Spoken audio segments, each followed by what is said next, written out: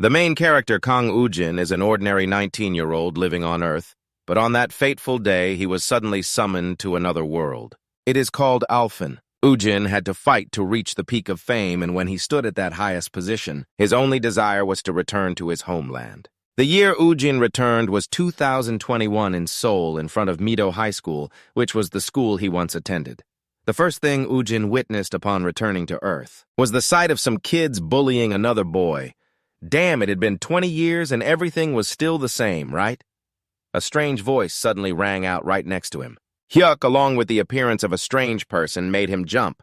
He instinctively took a few steps to the left, increasing the distance from the unfamiliar young man who had just appeared. But the young man continued to approach, looking at him with excited eyes from top to bottom. Humph! The uniform hasn't changed at all. Who is this beggar? Sue was indeed frightened by this young man's appearance. A beggar? A kid like you with a runny nose dares to speak so boldly to your senior. The other party replied irritably, and the person with the strange appearance, messy hair who appeared unexpectedly was our main character Ujin. He heard him say that. The gang of thugs hesitated for a moment. Ujin originally wanted to teach these kids a lesson, advising them to resolve their conflicts more gently, instead of fighting loudly here. But of course Soo Hyuk would not listen to him. Even if he claimed to be a senior, he still maintained his initial arrogant and rude attitude. Whether you are a senior or a junior, no one here cares, okay? Don't meddle in our business, just get lost. Just a crazy kid who sticks his nose into our affairs, or do you want to experience what it's like to be beaten up by a junior? Ujin was silent for a few seconds in shock. He muttered to himself, wondering if kids these days were all so rude. The way Soo Hyuk spoke to someone over 20 years older than him was truly unbearable, and that stupid guy had no idea what he was facing. He kept pushing his fist against Ujin's chest, telling him to get lost before he got beaten to a pulp like, "Jimin lying over there, you junior. If you keep acting so recklessly, I'll make sure you regret it." Ujin finally couldn't hold back anymore. He suddenly grabbed Soo Hyuk's restless arm. His first reflex was to pull back, then he prepared to throw a punch straight at Ujin's face. However, Soo Hyuk missed the punch. The interesting thing here is that Ujin showed no signs of rushing to dodge. He mysteriously disappeared from the opponent's line of sight and then reappeared behind him several meters away. While I'm still being lenient, you better know your limits. You should treat a senior like me as a god, but someone like you probably needs a beating to wake up, right? Soo Hyuk was confused, not understanding how Ujin could appear and disappear like that, dodging his punch like that. But while he was still busy searching for an answer, Ujin raised his right arm high, mumbling some incomprehensible language as if casting a spell. After that spell ended, Ujin snapped his fingers and the gangsters watching his actions swallowed hard due to the tension.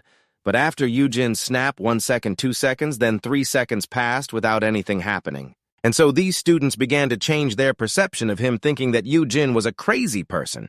Why wasn't his spell working, he mumbled to himself. Soo Hyuk let out a heavy breath, his anger rising even higher. Why is everything so ridiculous today? That four-eyed guy keeps boasting as if no one can touch him, and now there's some beggar showing up. Acting like a mentally challenged person, Soo Hyuk said not too loudly, but the 3 words mentally challenged still reached Ujin's ears, making him quite displeased. After a while, he sighed.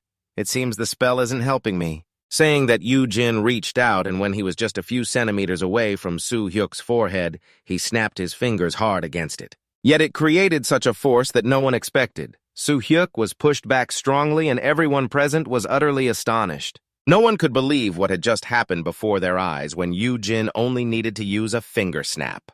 He could knock down a tall guy like Soo Hyuk, then turned back to the remaining gangsters and smiled like a hellish messenger asking, "So who wants to get knocked down next?" And so it didn't take long for Ujin to completely take down all the gangsters with just one move, the finger snap. Jimin could finally breathe again. And he couldn't help but look at Ujin with admiration because in his whole life, Jimin had never met someone so formidable. Even though Soo Hyuk's group was just a third-rate gang, they were still quite good at fighting. At that moment, Ujin was still immersed in the satisfaction of having taught those brats a lesson and didn't pay attention to Jimin's gaze until he stood up. Hesitantly approaching him and saying, "Thank you," Jin finally reacted. "No need to thank me, but what day is it today?" Jimin felt a bit uneasy at this question, seeing that Ujin repeated once more, "What day is it today?" and received the answer that today is September 10th, 2021.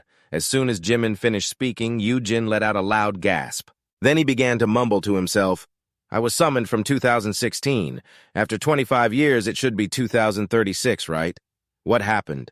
Well, on the other hand, that might be good. Jimin completely didn't understand what Ujin was talking about, but he had no intention of explaining it to him. After a while of scratching his head, Ujin left. Before leaving, he didn't forget to remind Jimin not to wander around and get beaten up by the gangsters again. Jimin kept looking after Ujin's strange figure. Then he wondered who this person really was.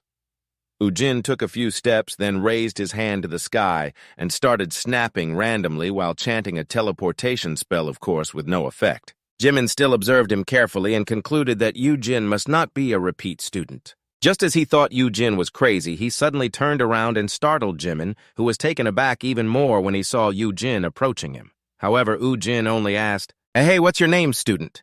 Jimin, though a bit nervous, sincerely replied, "My name is Jimin." Ujin's tone suddenly became very serious. "Do you have any money? It seems I came back here a bit hurriedly, so I can't perform any magic right now." The more Jimin heard Ujin, the paler he became. Clearly he wasn't afraid when he was beaten by Soo-hyuk earlier. But now Jimin was truly scared because he didn't understand why he was involved with this crazy escapee. Ujin completely ignored the distressed expression on Jimin's face and kept explaining that he was actually summoned to another planet. But suddenly he was transported back to Earth for some personal reasons that were inconvenient to mention, and it seemed that during the teleportation the energy management system encountered some issues. Otherwise, if it worked smoothly, you would have already teleported right in front of your house. The more Jimin listened to him, the more his head hurt, partly from information overload, but of course there was no information he considered true, because he wanted Ujin to stop rambling about these absurdities. In the end, Jimin had to dig into his pocket and give him 2,001, and it actually proved that this bookworm had a very kind heart towards the crazy person. When he had given Ujin 5,001 and left his phone number for him to contact later after leaving, Ujin couldn't stop praising Jimin for being such a kind kid while he was walking back to his house on the way. Ujin kept feeling lucky that only 5 years had passed on Earth. If it had been 5 years, he would only be 24 years old now. His parents had just passed 51, and they probably still recognized him, but when he passed the subway station, Ujin suddenly saw the military with full equipment appearing here. Naturally curious, he called over 2 nearby female students to ask what was going on that those soldiers had to stand guard at the entrance. Was there an incident or accident or something? The 2 female students looked at each other with puzzled expressions and then burst into laughter together. It's normal for guards to stand at the entrance of a dungeon, you know. "Haha, did you just come from North Korea?" After saying that, the 2 girls continued to laugh as they walked away, leaving Ujin with a very confused look. He didn't understand what they had just said, but anyway, the most important thing was to get home. Ujin decided not to walk anymore and took the subway instead. He saw another entrance to a different subway station without guards, so he went down there. However, the station door was closed with a locked iron gate. Ujin was very puzzled. Why was it locked? Could it be that something really happened here? He looked around and suddenly saw a bunch of keys placed on the windowsill of the guard room at the entrance to the station, but there was no one sitting in the room. Ujin took it upon himself. He took the keys to open the gate, and after entering, he realized that this place seemed to have stopped operating. "Damn, I shouldn't have come in here." Ujin sighed, but just as he turned to leave, a status window suddenly appeared in front of him with a warning written on it. "You have infiltrated the dungeon at exit number 1 of Gwacheon. This sudden appearance in front of you made Ujin jump, so what those 2 female students said earlier was that the dungeon was real. Just like that, the warning on the status window changed again. This time it said that the dungeon had been completed. Ordinary monsters will be summoned. Ujin felt a slight headache coming on. He had never thought about the possibility of monsters being under the subway station, and only 5 years had passed. What the hell happened on Earth? At that moment, Ujin just wanted to leave here quickly. However, this time, the lock couldn't be opened in the usual way. When Ujin touched it, a new notification popped up saying that he did not own the returned stone. Oh my god, so it wasn't just locked for no reason. At this point, Ujin realized he had jumped into a pit of fire. If that's the case, then if you haven't found the time stone, you won't be able to leave this dungeon. Ujin turned his head towards the silent station, a chilling sensation creeping in, making him shiver, unsure if it was just his imagination or something else, but Ujin couldn't shake the feeling. As if the monsters would actually emerge from here. And just as he thought of this, suddenly footsteps echoed from afar, causing Ujin's hair to stand on end from the tension as he knew something was approaching. A loud roar suddenly erupted from behind Ujin. He was ambushed in the darkness, but fortunately both his agility and reflexes were quick. So he immediately threw himself to the side, escaping this attack from his opponent and after narrowly avoiding danger. Ujin finally had the chance to see its face. It was a monster that looked like a dog at first glance, but its entire body was red with a very ferocious face. One could say it was a rabid dog. Instinctively, Ujin raised his hand to cast a spell, only to remember that due to a malfunction, he couldn't use magic temporarily.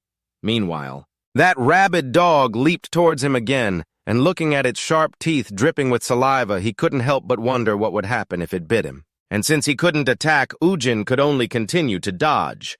This time, the distance between them continued to close, and at that close range. Ujin realized that this dog was a rabbit breed that only existed in Anfen, yet it appeared here. He didn't know the reason, but he didn't have time to figure it out as he couldn't keep dodging like this forever. Ujin had to fight back, and just then, he saw a metal rod on the ground, and in a flash he grabbed it. With a weapon in hand, Ujin felt much more confident, thinking he should deal with the immediate threat first. So when that rabbit charged at him again, Ujin used the sharp rod to pierce its throat, determining the outcome with this single action. A familiar victorious smile appeared on Ujin's face, just like when he defeated the group of Su-hyuk with a flick of his forehead. Even without being able to cast magic, a few rabbits like you are no match for me. Just thinking like that, he thought it was all over. Who would have thought that afterwards? Ujin heard more footsteps. A pack of about 4 or 5 rabbits appeared, and looking at them, it was clear they were preparing to swarm him. However, Ujin still showed no signs of tension. With the metal rod in hand, he handled the rabbits in an instant, and Ujin silently hoped that in this dungeon, there were only small monsters like them, because if stronger monsters appeared, his life would be relatively threatened. Just after defeating the pack of rabbits, Ujin received a new notification that he had leveled up. Then he could check his stats. Kang Ujin was currently at level 1. He had no ranking on the professional necromancer leaderboard. His basic stats included 15 points in strength, 13 points in endurance, 17 points in vitality, and 15 points in intellect mana. Stamina, recovery, healing, and control all had 0 points, with the remaining points being 99. He possessed 2 skills, summoning box combination level 1 and using achievement inventory level 1. At this moment, Ujin understood why, after being summoned back to Earth, he couldn't use magic. It turned out that his power hadn't suddenly vanished, but he had returned to level 1, becoming a novice mage. Although this was a bit hard to accept, Ujin was someone who always moved forward in life, so he didn't take too long to adapt to the current situation. Although this is a bit hard to accept, Ujin is someone who always moves forward in life, so it doesn't take him too long to adapt to the current situation. When the monsters swarm around Seoul, it is indeed necessary for you to become stronger. Ujin begins to study his information board more carefully. His profession is a necromancer. Next to it, there is a note about the transfer, and his 2 skills are also noted as transfer skills. Ujin feels a bit confused about the concepts of transfer. A combination box for achievements or something. He completely does not understand anything, so Ujin starts pressing the button for his skills. The first is to summon the combination box, and another interface immediately opens up. It turns out the effect of this skill is to combine various materials to create a new object, or to place an object in to extract a component. Ujin then presses the skill to use the achievement box, which has 3 subcategories: skill books, equipment, and consumable items, each with a price listed below. This has never appeared in Anfen, so Ujin feels very fresh. It seems he will use the points he possesses to buy these things. It's just like shopping online. After thorough research, Ujin believes that what he needs now are a few skills, the main goal being to find the return stone to get out of here. So he needs a search skill, and during the search, if he encounters some monsters, he will probably need to track and summon skeletons, which should be enough. The problem here is that he needs 10 points for each skill, and Ujin is just a newbie. No matter how he turns it, he will still lack achievement points. If that's the case, he must start by adjusting the parameters first. Because he possesses 99 unused free attribute points, Ujin has distributed them across all his attributes after some consideration. All attributes have been enhanced, and the free attribute points have returned to 0. Ujin is eager to test his strength after upgrading his stats. He tightly grips the iron bar in his hand and tries to swing it a few times. This feeling is indeed completely different from before. Not bad at all. Although he hasn't bought the skill book yet, this should be enough for him to deal with the monsters in the dungeon. With a clear goal set, Ujin begins the process of conquering the first dungeon after being summoned. Returning to his Earth, he currently has 5 achievement points. If he wants to find the return stone, he needs the search skill, which costs 10 points to earn enough points. Ujin must at least defeat 5 more rabbits, and so instead of waiting for them to find him, Ujin starts hunting. His target has appeared quickly, with the desire to quickly escape this damn dungeon. He strikes without mercy. After a tiring fight, Ujin finally levels up to level 3. The most annoying thing about these rabbits is that they keep rushing at him in countless numbers. Ujin also doesn't remember exactly how many he has taken down so far. He only knows he has enough money to activate the search and tracking skills, and Ujin immediately uses it to search for the return stone, but it seems luck has not smiled upon him. Because there are no stones around here at all, this forces Ujin to go deeper, but when standing at the top of the stairs, he soon sees that there are many drabbits down there. Although they are not too strong, the sheer number makes Ujin a bit worried. He is unsure if it is really okay for him to take on all these drabbits alone. After careful consideration, Ujin decides not to take such a risk. Fighting alone like this does not suit him at all. So Ujin decides to buy another skill. As mentioned before, the skill he has aimed for is summoning skeletons. Its effect is to use the corpses of monsters. To summon a skeleton with 5 points of strength, 8 points of endurance, and 5 points of vitality, the mana and control cost to summon a skeleton is 1 point each. After learning the new skill, Ujin uses the free attribute points to add 10 points each to mana and control. Next comes the moment that every necromancer looks forward to the most. After learning a new skill, Ujin used his free attribute points to add to his mana attribute and control each subsequent 10 points, which is the moment every necromancer has been waiting for the most. Summoning his minions back from hell, a group of skeletons appeared at his command. Although they were just low-level skeletons, they seemed sufficient for this hunting trip. And so it was after that. The skeleton army summoned by Ujin charged towards the rabbits. In fact, he understood that with their current stats, they were no match for these monsters. But what Ujin needed was for the skeletons to use their bodies to block the dangerous speed of the rabbits in the meantime. He just needed to strike when they were vulnerable, and that would be it. And the bodies of the rabbits were used as offerings to summon even more skeletons, continuing in this manner. This battle was completely under Ujin's control, and his victory was just a matter of time. Ujin fought more fiercely, the blade in his hand soon stained with the blood of the rabbits. After an unknown amount of time, the rabbit horde was completely annihilated this time when he used his search skill. Ujin truly saw the light of the return stone which would help him go home, until this moment. The station security guard finally appeared at his designated spot, and then he panicked when he realized that the lock on the gate to the train station had been opened by someone. What is this? Did a resident break in here? I'm done for. He couldn't stop pulling at his ears, blaming himself for leaving his post like that. After that, this guy quickly pulled out his phone to call the rescue team, but just as he dialed the number, the light of the teleportation gate appeared again, and Ujin returned unscathed into his sight.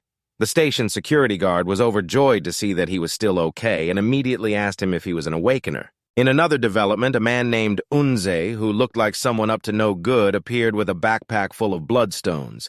He couldn't help but laugh maniacally with joy after that, muttering to himself, "This time I've hit the jackpot. Those damn guilds, some of us even risked our lives to get these. Yet they just had to wander around and extort a huge fee like that. Isn't it too unfair? Only fools would report this to the purchasing center. Selling it on the black market could yield 1,000 times the amount the center offered, heh. However, Unza's plan didn't go as smoothly as that. Because just as he was basking in the feeling of delight for about to slip through the law and make a fortune, a high-pitched female voice rang out from behind. "You filthy rat, how much have you stolen?" Ujin jumped in shock. He turned around to see a stunningly beautiful figure emerging from the dark alley. She was Li Yan-hee, the captain of the main division of the Warang Guild. And she was also there to send Ujin down to hell for daring to steal bloodstones from the Warang Guild's dungeon.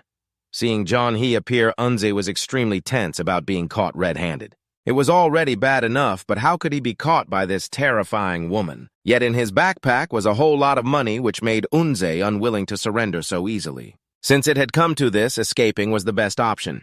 Therefore, he began looking for an opportunity to flee, starting with a sudden attack on Yan-hee, knowing full well that his attack wouldn't take her down. He only intended to take advantage of Yan-hee dodging the attack to run away. Unja only intended to take the opportunity to run away while Yan-hee dodged the attack. However, just as he turned around and hadn't even taken 3 steps, the cold face of his opponent appeared right in front of him, smiling like a joyful ancestor. That was the last thing he said. Eunjae heard before being sliced by Lee John-hee's sword, collapsing with his body covered in cuts, while John-hee executed the attack so neatly that not a drop of his opponent's blood was on him. After confiscating the backpack filled with bloodstones, John-hee received a new message from the Warring Guild's security team at exit number 1 of Water Station. The content of the message was a report about an unregistered portal that had been created requesting direct confirmation. Her expression immediately turned grim, wondering which bold rat it was this time. The bold rat John-hee was thinking of was Kang Ujin, who at that moment was still unaware of how serious his actions had been. He was just busy figuring out which bus number he should take to get home. On the way back, Ujin couldn't stop thinking.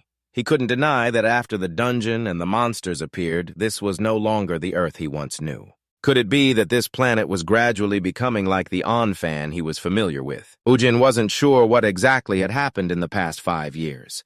Right now, he only had one concern: whether his family was safe and sound.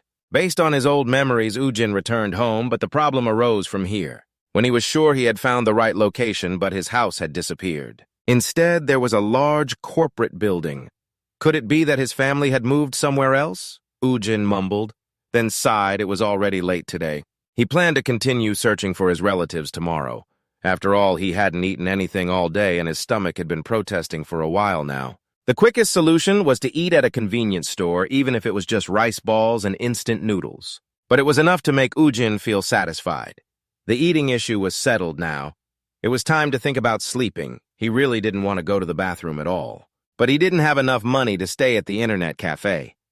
Was he really going to have to sleep on the ground at the station, Ujin thought, but he had to quickly. Push that thought away, because that area was currently filled with monsters. At the same time, while Ujin was sighing heavily outside the convenience store, another person was also having a headache, and that was Jimin, due to giving Ujin 5,001 that morning. So this young man didn't even have enough money to buy dinner, had to stop by here to grab a cup of noodles, and as a result, the two of them met again.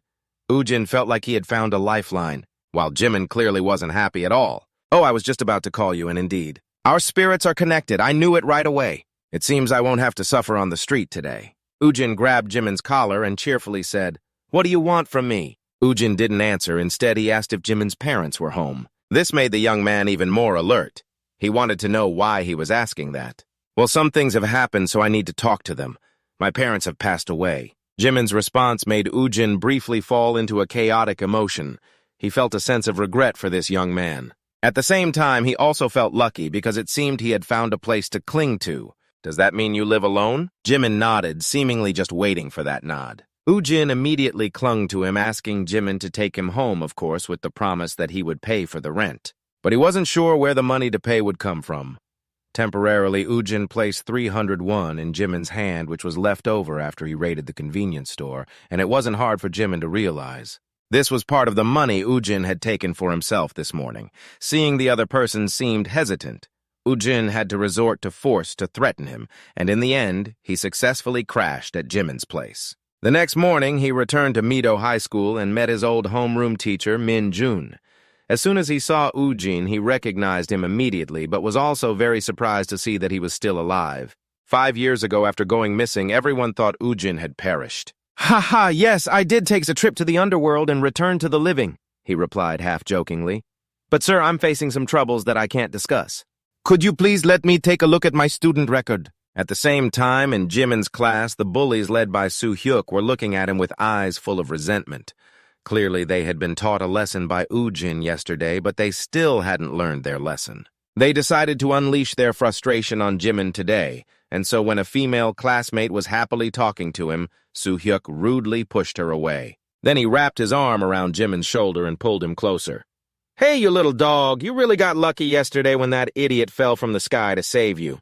But Jimin, we should continue the unfinished business from yesterday, right? I don't understand what you're talking about." "Don't mess with me in class," Jimin coldly replied.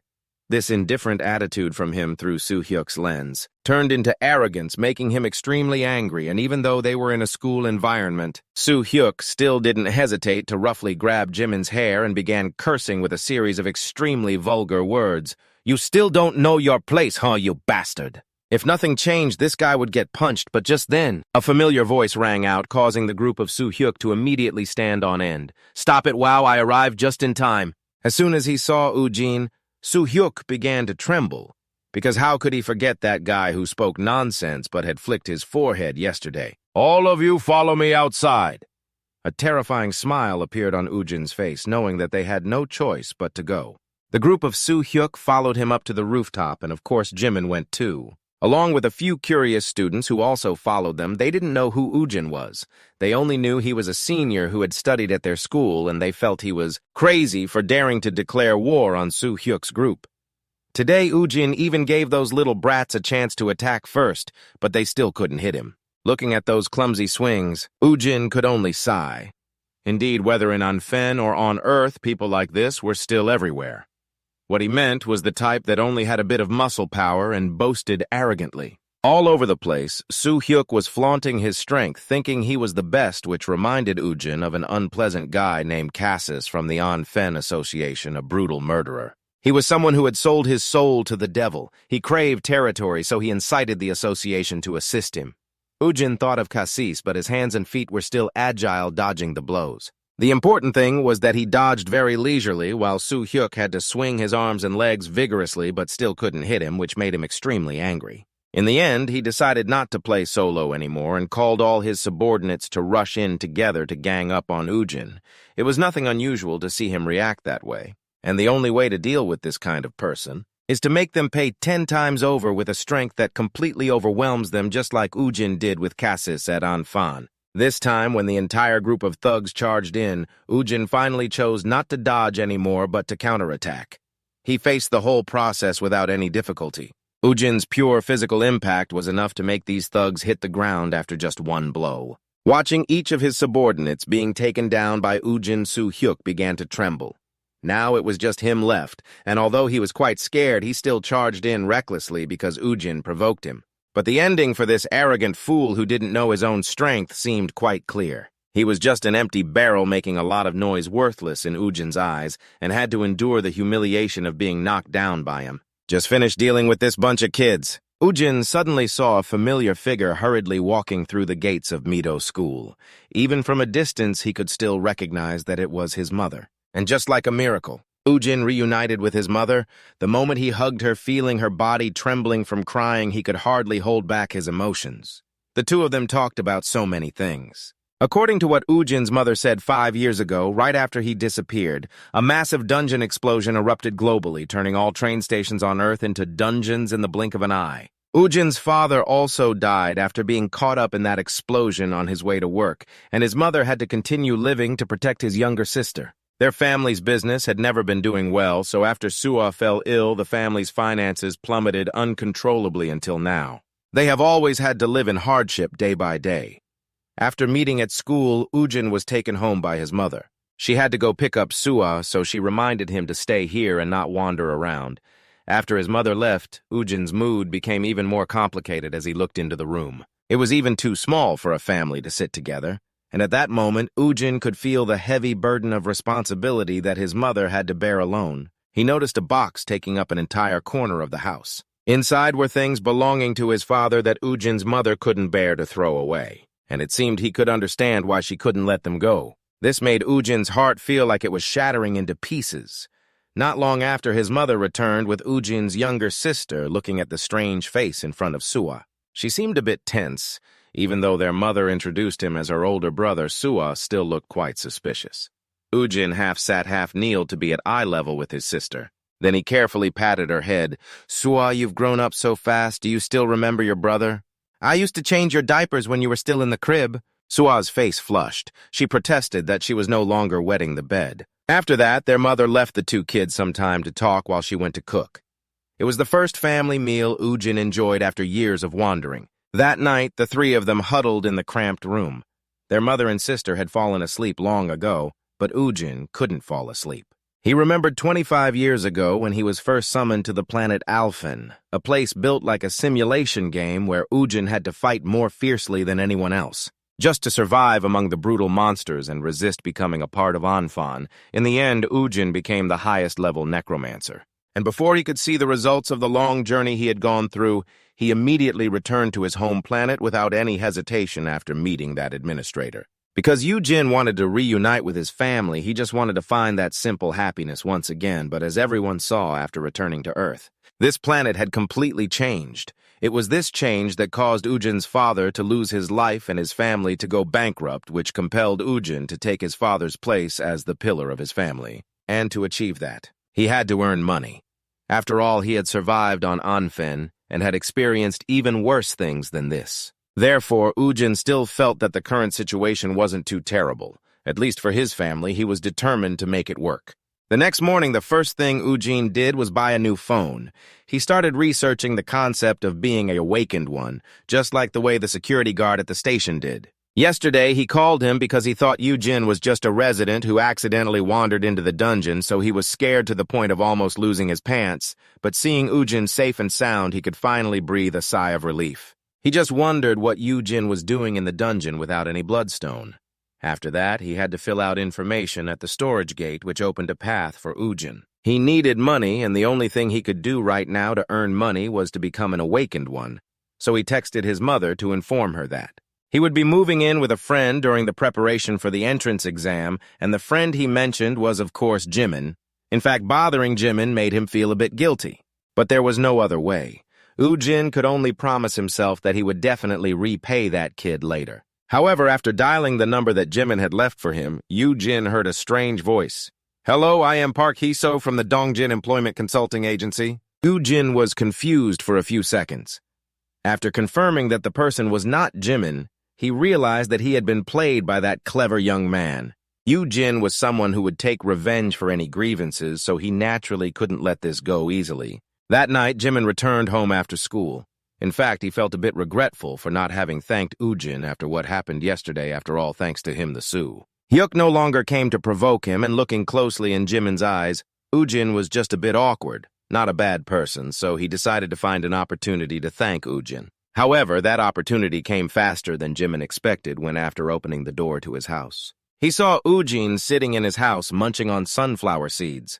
"What the heck are you doing here?" Jimin was so startled that his hair stood on end. "Heh, I thought I saw you enter the password to the house." Ujin calmly replied, "This is illegal entry." Jimin frowned and said, "Well, I called the kid to inform him." But did anyone pick up Ujin cleverly mentioned that Jimin had sent him a random number making him jump in surprise, but since he was here to crash, he didn't intentionally delve deeper into this matter. After that, Ujin got straight to the point.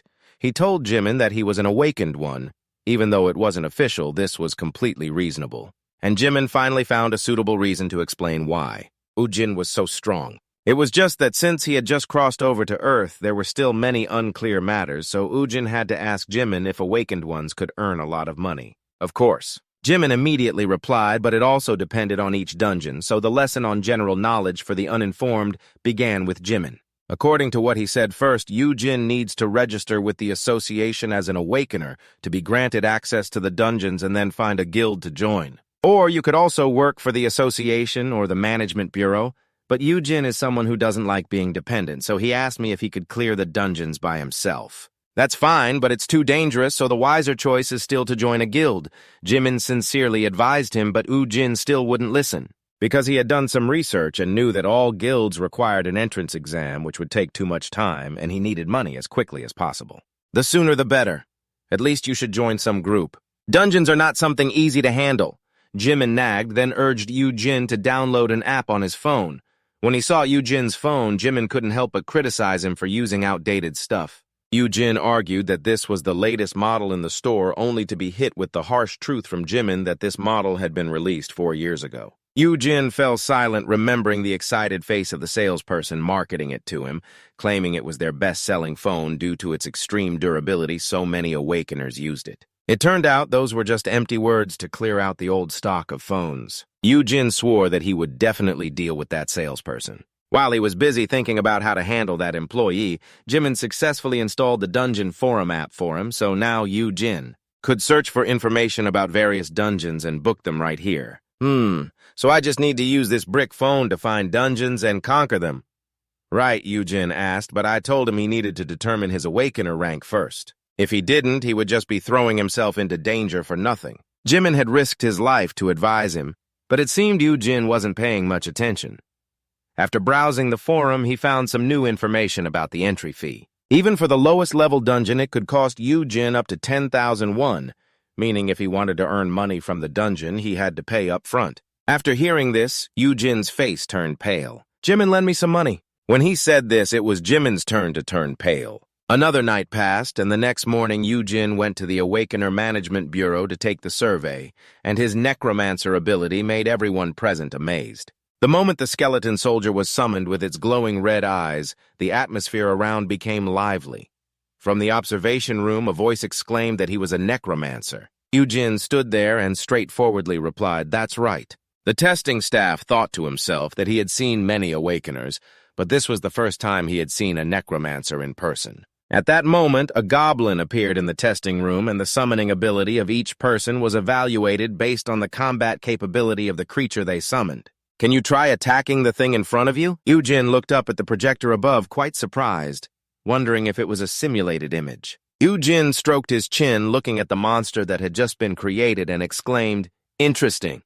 He immediately waved his hand, commanding the skeleton soldier to show them its power. As soon as he finished speaking, it received the command and quickly charged forward with sounds of transformation. Then, from the waiting room for Awakeners, a voice echoed, "You received the rank of E." "You?"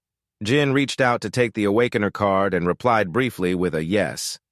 He looked at the card, puzzled. "So this is high rank, right?" He received the rank, and Ujin reached out to take the Awakening card, responding briefly with a yes. He looked at the card, wondering if it was indeed Sao. The employee hesitated to answer. "It's not really the best rank after all. The combat ability of the thing you summoned is worse than what we expected, but it's a pretty special ability, so the groups will probably give you a chance." Ujin looked at the card in his hand and thought, who cares about the rank anyway? As long as I can enter and exit the dungeons, that's all that matters. It listed all of your information. ID Awakened, status code, number, name, Kang Ujin, awakening ability, summoning technique, rank F, and then it directed him to some subway station. At exit number 7, along with that, was the information on the dungeon forum dungeon name. Exit number 7, Super Limb Station, difficulty 2 stars, monsters, click to read. Ujin was standing there looking at his phone, mumbling.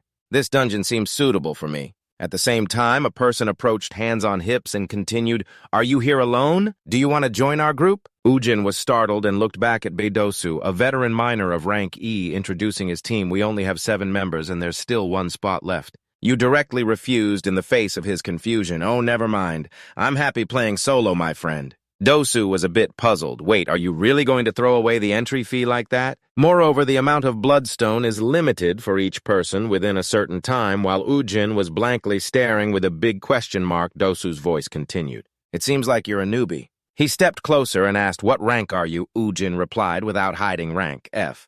Dosu still tried to persuade him. "It seems you haven't been informed about some knowledge, have you? You should join my group to gain experience for yourself. I can protect you after a short time, but the awakened ones are entering the dungeon at exit number 7, under the supervision of the Management Bureau."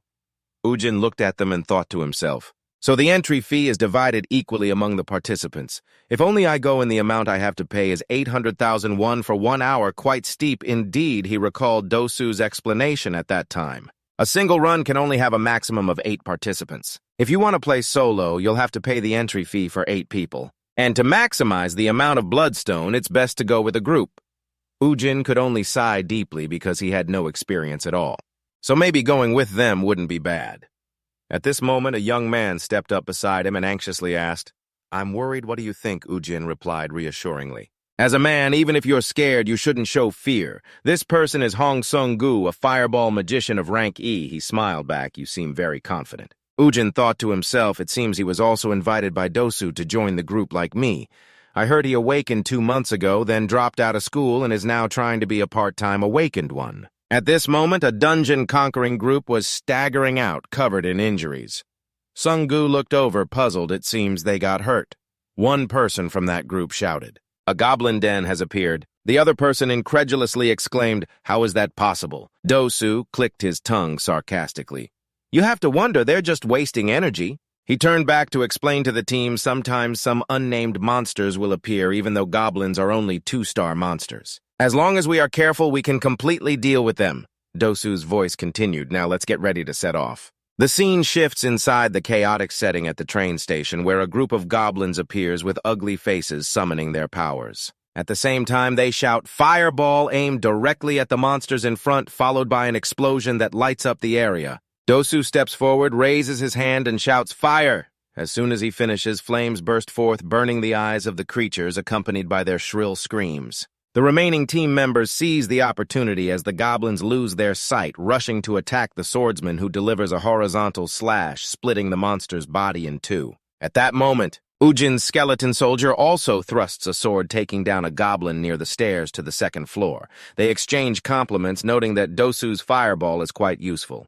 The group watches the skeleton soldier, marveling at how this skeleton is quicker than it looks and stronger than the average one. Ujin simply smiles, thinking to himself that he had used up all his points to upgrade his skills, and it seems to have paid off. Meanwhile, Dosu is using a small sword to stab the monster's body. He pulls out a crystal and satisfied remarks that it is indeed a 2-star dungeon. The quality of the crystals here is quite good. At this size, they must be worth at least 200,000 won each. He glances around. Wondering to himself how each tiny crystal could be worth 200,000 won, he understands why. Other Awakeners are recklessly diving into this dungeon, so the 100,000 won entrance fee isn't much at all. Dosu smirks with a calculating grin. They've only just started, and already he's made such a profit. He looks at the crystal pouch in front of him, satisfied, thinking that a 1-star dungeon could never compare to this. Dosu's eyes widen, a glint of excitement in his heart, as he concludes that a 2-star dungeon is a gold mine. Then, encouraging words echo in the dungeon. "We'll soon reach the final floor. Let's give it our all." The monsters appearing before them make the group halt. With their characteristic green skin, this time accompanied by bulging muscles, a large, strong black goblin stands out. Holding a magic staff, the group yells, "There's the black goblin." Dosu raises his hand to stop everyone, reassuring them to maintain their formation as usual. Ujin, observing quietly with a hint of confusion, speaks up. "Shouldn't we be a bit more cautious?" Hearing this, he turns to Ujin and smiles. "I've noted all the stats. They mainly use magic." The group remains silent, continuing to listen to Dosu as Jongchun's ability is to create shields so we can block its magic and then take it down immediately. "And victory will be ours." He expresses his boredom internally, thinking if the captain has spoken, then so be it. He leans against a pillar and listens. On the monster's side, the large goblin with a dark expression raises the staff high.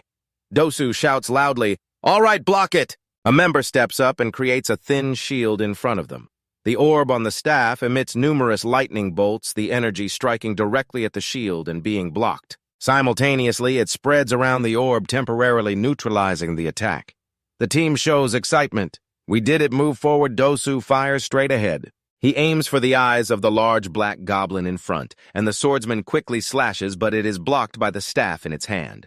Dosu beside him summons and launches a fireball. Ujin still hasn't acted, looking over with concern at the dangerous array of various monsters encountered on Anfen, among which the black goblin is included. Unlike ordinary goblins, this goblin possesses a higher intelligence to the extent that they can completely use magic. However, the most formidable aspect of goblins is not their magic. As the firing ended, the enormous monster raised its hand, and immediately a group of goblin soldiers appeared with weapons in hand, while others left their hiding spots. And emerging from the shadows, one person in the team spoke up, reminding that these creatures look rather strange. One of the goblins raised a dart to its mouth and shot it at Chun, who was immediately struck in the neck and yelled out in pain, "What the hell is this?" "Hell!" He trembled all over, shouting, "My body!" The person next to him turned to ask, "What's wrong? What's happening?"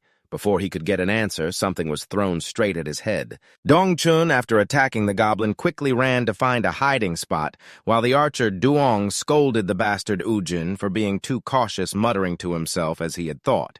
The most formidable aspect of the black goblin is not its robust physique nor its magic, but rather its commanding ability stemming from its superior intelligence. Compared to other goblin species, this organized goblin army stepped forward, and he realized that his team had made a mistake in assessing the commander of an entire goblin legion, just at 1 star. At this moment, Dosu suddenly realized something unusual and loudly warned everyone, "Run quickly, get out of here!" The group quickly turned and ran for their lives, the overwhelming number of monsters making no one dare to look back while Sung Gu stood there with a fireball in hand. While the team was leaving, He chose to attack to cover the retreat cleverly, using the items in the dungeon to shield them, wearing a smug smile as Dosu shouted, "It's no use retreat?" Sung-gu anxiously asked, "What about Chun?" Looking at his teammate lying there, Dosu shouted, "He's dead.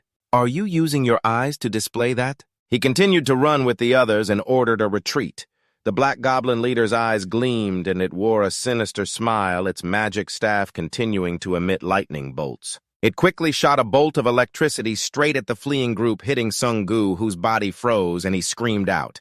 Dosu saw this, but still shouted to remind the other members to run quickly. Sung-gu is down, while the shadows of the others moved away. The goblins were advancing towards him with weapons in hand, then they split to the sides to make way for the black goblin Ujin, who was hiding nearby, smirking cunningly. At this moment he stepped out, retrieved a weapon from the system, and muttered, "It's been a long time since I've hunted goblins." Ujin summoned his skeleton soldiers, smiling as he commanded, "All right, let's go!" His leading subordinate shouted loudly while pointing a finger at him.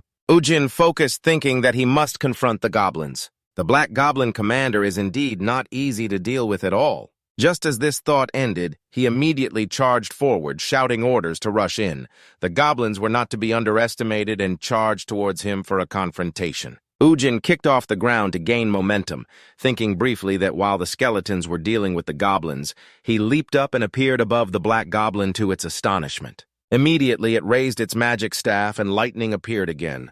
Ujin gritted his teeth, telling himself he would take care of the ringleader in the blink of an eye, and the weapon in his hand pierced through the head of the Black Goblin. Ujin smiled with satisfaction. "Do you think I will wait for you to recover?" As soon as the words ended, the magical energy on the staff extinguished and a warning message appeared. "You have leveled up to level 6. Your whole body radiates a faint golden hue." Ujin looked at his palm with pride. Indeed, self-reliance is better than being with a boring group. Just then, a moan echoed as a trembling hand tried to move. He was startled and looked over at where Sung-gu was lying with a confused expression. Ujin asked, "Are you still alive?" He trembled weakly and replied, "Help me." Ujin maintained his skeptical attitude and gaze, sitting down beside him, straightforwardly asking, "If I help you, what do I get, Sung-gu?" Lying down, he replied, "I won't tell anyone." He weakly continued that he was now a D-rank awakened being. Upon hearing this, Ujin grimaced and replied, "I don't care." Sung-gu immediately asked, "So what should I do?" Ujin raised his hand to stroke his chin, thinking for a moment, then smiled and raised 2 fingers, saying this should be enough. Sung-gu's voice questioned, "What does the peace sign mean?" Then the dagger was thrust straight into the bodies of the green-skinned goblins, his hands skillfully reaching inside them to retrieve the crystals. Sung-gu gathered the items into the backpack in front of him. Wiping the sweat off, he sighed in relief, finally done. Ujin stood from a distance and asked, "Did you get everything?" He replied, "It's done." Sung-gu stared blankly at the young man in front of him, silently wondering how this person was only rank F. He observed him and assessed his ability to independently defeat 2-star monsters. His abilities were already on par with a D-rank awakened being. Sung-gu witnessed Ujin's skills with astonishment, not to mention his ability to summon skeletons and search for blood crystals. He recalled the previous moments with confusion. And finally, there was the ability to extract something from the dead monster to heal himself, considering the flexible combination of skills he possessed. He could even reach rank C. Sung-gu frowned, filled with questions, not to mention that he had only registered as an awakened being for 3 hours. Receiving the item bag, Jin asked, "How much money can I get for this amount of blood crystals?" He replied, "At least around 800. He looked at them with satisfaction, saying it's worth investing 100,000 won. Ujin frowned and stared, asking, "All of this is mine, right?" Sung-gu nervously stammered, "Of course." He felt confused inside, but above all, "I can't believe this person is so obsessed with money." In reality, spending 2 million won to be saved isn't too high a price. It turns out that Ujin had made a peace request for 2 million won in exchange for his life. That's quite a bargain for him. His voice continued to echo in the dungeon, "Where is the return stone?" "Great, let's get out of this pit." The two then quietly walked away. Just then, a system warning appeared detecting blood. Ujin raised his hand to signal to stop. Sung-gu looked a bit confused, but followed suit, focusing intently to remind him of an ambush. Ujin looked up, reasoning that if all the monsters had been defeated, it meant that After hesitating, he shouted, "You cowardly bunch! Is the little one hiding and peeking out here yet?" As the words ended, the old team members appeared, looking down at them with concerned expressions as they descended to see the scattered bodies of the monsters, wondering what was going on. "Did the two of them take them all down?" Ujin turned to remind them that they should ambush as soon as we get close. Sungu asked back, "So what should we do now?" while his face darkened and Sungu looked at him with a worried expression. Ujin looked at the old teammates and asked, "Hey, you guys just ran away and now you're showing up with such thick skin. What do you want? You should be standing waiting in front of the barricade right now. What wind blew you back here?" Dosu closed his eyes, frowned, and laughed, saying, "What are you talking about? We are teammates." He tried to explain that they intended to return to confront them after regaining their spirits. Little did we expect to arrive and find all the monsters already taken down. Dosu looked at the backpack he was wearing on his shoulder with a somewhat sharp gaze, asking how he had taken them down. Ujin replied with a sarcastic smile, "Nonsense. Don't beat around that bush with me. Take off your backpack and continue. Surely you all planned to escape right after getting the recovery stone, but seeing all the monsters down. You got greedy, didn't you?" With a hint of hesitation, Ujin dumped all the bloodstones on the floor, his eyes flashing red with death, and he challenged them. "If you're brave, come and take them." In the dark dungeon filled with goblin corpses, Dosu's voice rang out. "It seems like you misunderstood something." He smiled bitterly, explaining that we are not stupid enough to underestimate your skills. "You were the one who took down all the monsters while we had to run away when facing them." Ujin was stunned, listening to Dosu continue. "We came to apologize for leaving you and Sungu behind, but at that moment, our lives were also in danger. What were you expecting? We came just to get the recovery stone." He continued, expressing gratitude for the two of them taking them down, "so now we can bring Dongchun's body back. We are really very grateful." Ujin's gaze was filled with suspicion, but he didn't respond immediately, looking at the somewhat cunning face and wondering if he had been too sensitive. Was the ambush just my own assumption? Ujin scratched his head and sighed. Could it be that after 25 years living in Anfen, I have become too sensitive? I'm no longer in Anfen. This is Earth. Just as that thought ended, his vision was restricted by Dosu's sudden attack. He turned around and shouted orders for the remaining people to act archers. Immediately, the bow was drawn and Sungu was hit by an arrow straight into his shoulder, letting out a painful grunt. Ujin was startled and tried to glare at Dosu, who was rushing in with a sword. Laughing loudly, he shouted, "Don't be mad at me. We awakened ones are all the same." Then he rushed in as if to stab him, a dangerous smile appearing on his face, and blood-red colors of death filled the scene, transitioning to another dungeon. The awakened ones, after conquering, were stepping outside. They looked at the girl waiting there and said, "Captain, you've worked hard." John He immediately responded to everyone, "Well done." At the same time, a phone call came in from the other end reporting, "Captain, we have found the intruder. He is Kang Ujin." She asked back, "Have you seen him? Who is this person?" The other side replied, "It's very difficult to determine his identity. But we have investigated and found that he just registered as the Awakener today." This information shocked John He, and she exclaimed, "Today, where is he now?"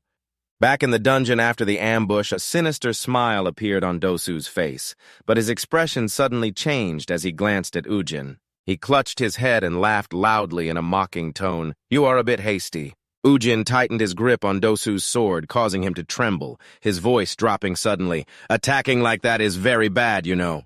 After a moment of hesitation, he swung his hand and slammed Dosu into the ground, causing the tiles to shatter along with his painful cries. Blood also splattered from Ujin's mouth as he brushed his hair back, coldly smiling. "Oh my.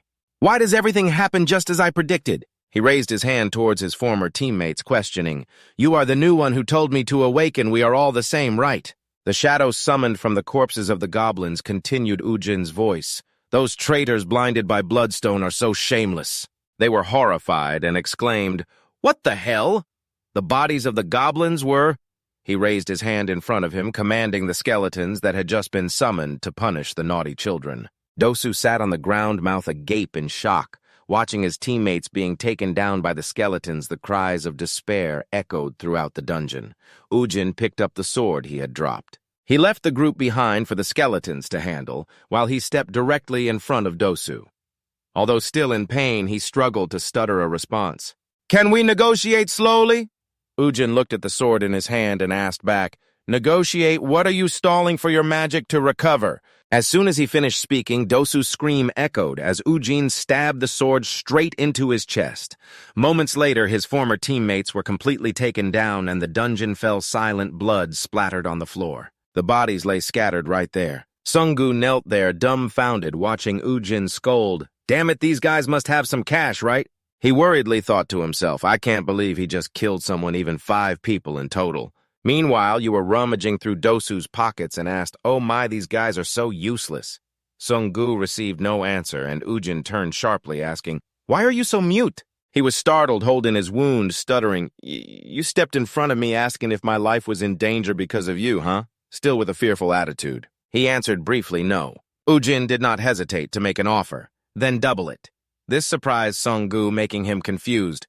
Huh? His face suddenly turned sour and his voice dropped. I saved you twice. We have to do business properly, right? The body of Dosu lay there along with Ujin's words. Let me check your shoulder. Let's do a quick first aid. He also politely replied, thank you. He transitioned outside the dungeon where the management team was standing, taking notes. He was slightly startled to see Ujin coming out of the dungeon and spoke up. Wondering why only 2 of you came back. You replied nonchalantly, the others were taken down by monsters. This answer caused the management team to be momentarily stunned. He looked at the backpack on your shoulder and questioned, then how did you get so much bloodstone? Ujin glanced back and replied, even if I'm about to go down the hole, I must take the money with me. Isn't that right? The staff from the management department handed you the declaration form and requested that you please fill it out here before leaving. There's a possibility that you will receive contact from the management department to investigate this accident. Transitioning to the item purchasing center, Ujin stepped out after finishing the sale. You wore a smug smile, secretly thinking you couldn't believe that just 1 time in prison earned you a whopping 13 million won. Sung-gu quietly followed behind. Meanwhile, Ujin was silently calculating that if he added 4 million won from saving Sung-gu, the total would be 17 million. He continued walking while chuckling to himself. Next time I will still go to prison alone. Behind him, Sung-gu wore a worried expression about that 4 million won. Even if I break all the piggy banks, I still won't have enough to pay. Should I borrow? Should I ask him to reduce it a bit? Ujin's voice startled him. You pointed at Sung-gu and asked, I don't like being stood up, right? He stammered in response, I will remember that. Ujin left just like that, waving his hand, reminding me to wait for him to contact me. Sung-gu could only stand there and sigh, might as well go borrow. He was startled by a flash of thought. Surely he doesn't intend to ask for another 4 million from me right transitioning to the phone store. With banners and advertisements all over the front inside, the staff yawned repeatedly.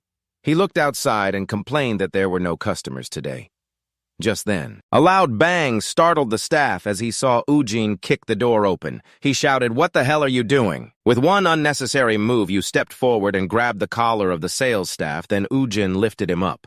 This guy's face twisted in his mind, wondering how he was so strong. Before he could understand the situation, you directly slapped the sales staff. He frowned and raised his voice. What do you think you're doing? Before he could say anything more, Ujin continued to unleash a series of slaps, each slap making the sales staff's face twist.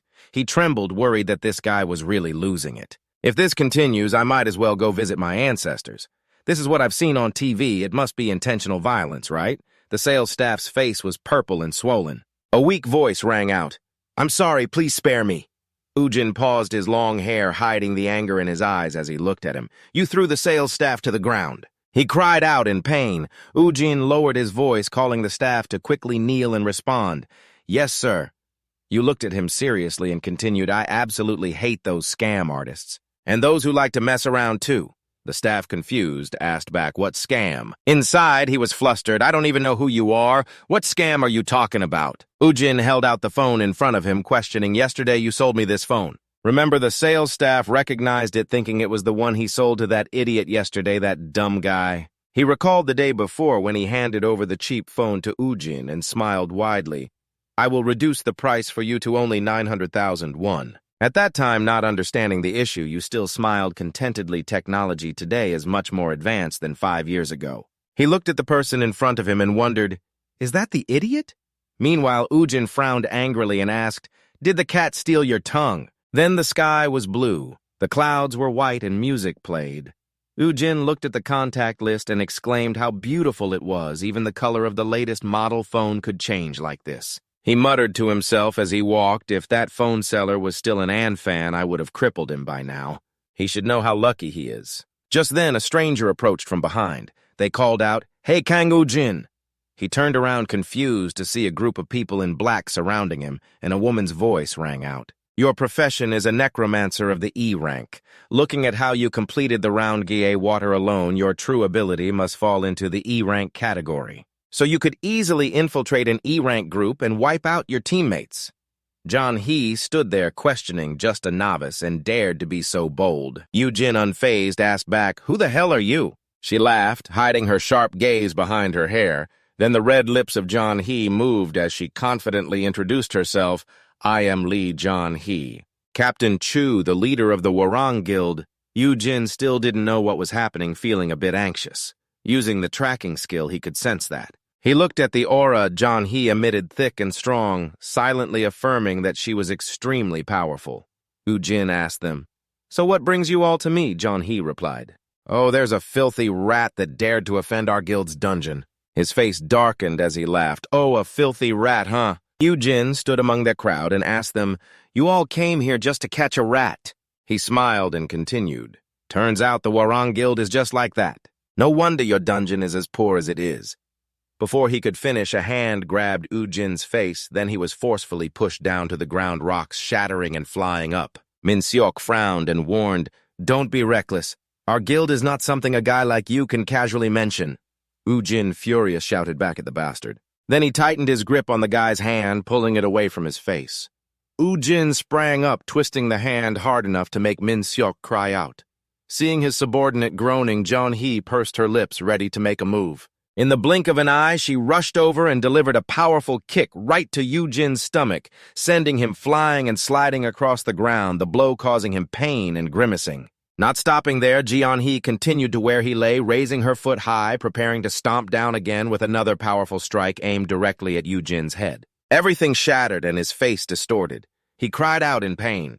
Lo-jin frowned, thinking to himself that she was too fast, still keeping her foot on his face, preventing him from moving. Jeon-hee spoke, "Listen, Ujin." She coldly continued, "Let me give you some advice. Although you are different from the ordinary F rank, it's best not to showcase your pathetic skills anymore." In the silent space, Jeon-hee's warnings continued to spill out.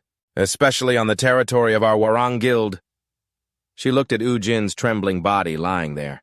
"Remember this advice if you value your life." After that, Jeon-hee and her subordinates coldly left. He gritted his teeth in frustration while raising his hand to his face, lamenting that it had been a long time since he experienced being stepped on like this. Under the evening sky, Ujin's dissatisfied voice rang out, "Lee Jong-hyun and the Warang Guild, huh?" Transitioning to Jimin's place, hearing him recount the story, he was also astonished, exclaiming, "Lee Jong-hyun from the Warang Guild." Ujin wondered, "Is she that famous? What do you know about her?" Jimin replied, "Of course. She is one of the 10 A-rank awakeners in our country." He added that the Warren Guild is one of the top 3 guilds in the country alongside Hammer, and they have a tremendous influence on the economy and politics. Therefore, they are also the most vocal. Jimin wondered what trouble he had caused in the first dungeon that made them come all the way to warn him. Uzi grimaced in response, asking what kind of trouble this kid was talking about. "Once I regain my power, I can easily drive away the Warring Guild, you know." Hearing that, he chuckled. His confidence was indeed extraordinary. "You are such a loser, man," the kid angrily scolded this brat. Ujin pondered. Clearly, even if he leveled up, he would still face disadvantages when confronting someone from outside the dungeon and the skills of a necromancer. "There are still many limitations," Jimin's voice whined, asking why it had to be skeletons. His brother handed over a gift bag and said to forget about that. "Here, take this." He wondered, "Why is this perfume?" Ujin replied, "Why are you so surprised? Return the money I borrowed." Jimin waved his hand, refusing, saying that was too much. "You just need to pay me back the exact amount you borrowed. Besides, I don't need it. You've helped me a lot." Ujin remained firm, saying, "Come on, kid, just take it." A moment of gratitude appeared on Jimin's face as he called out Brother Ujin. He continued to drink, smiling, saying, "Consider it my house payment, kid." He no longer refused, responding, "That's fair enough." Jimin's face showed the hint of worry, thinking, does that mean he plans to stay here longer? He looked at the young man in front of him who was grinning widely. "Damn, this wine is really good." Jimin asked him. Didn't you find your mother already? Ujin retorted, You fool, my old house is small, so I'll stay with you until I save enough money to buy a new one. He asked further, Is that place still lacking? How much more do you need? He was confused and stammered, No, that's not the issue. Jimin's eyes suddenly lit up as he looked at the table.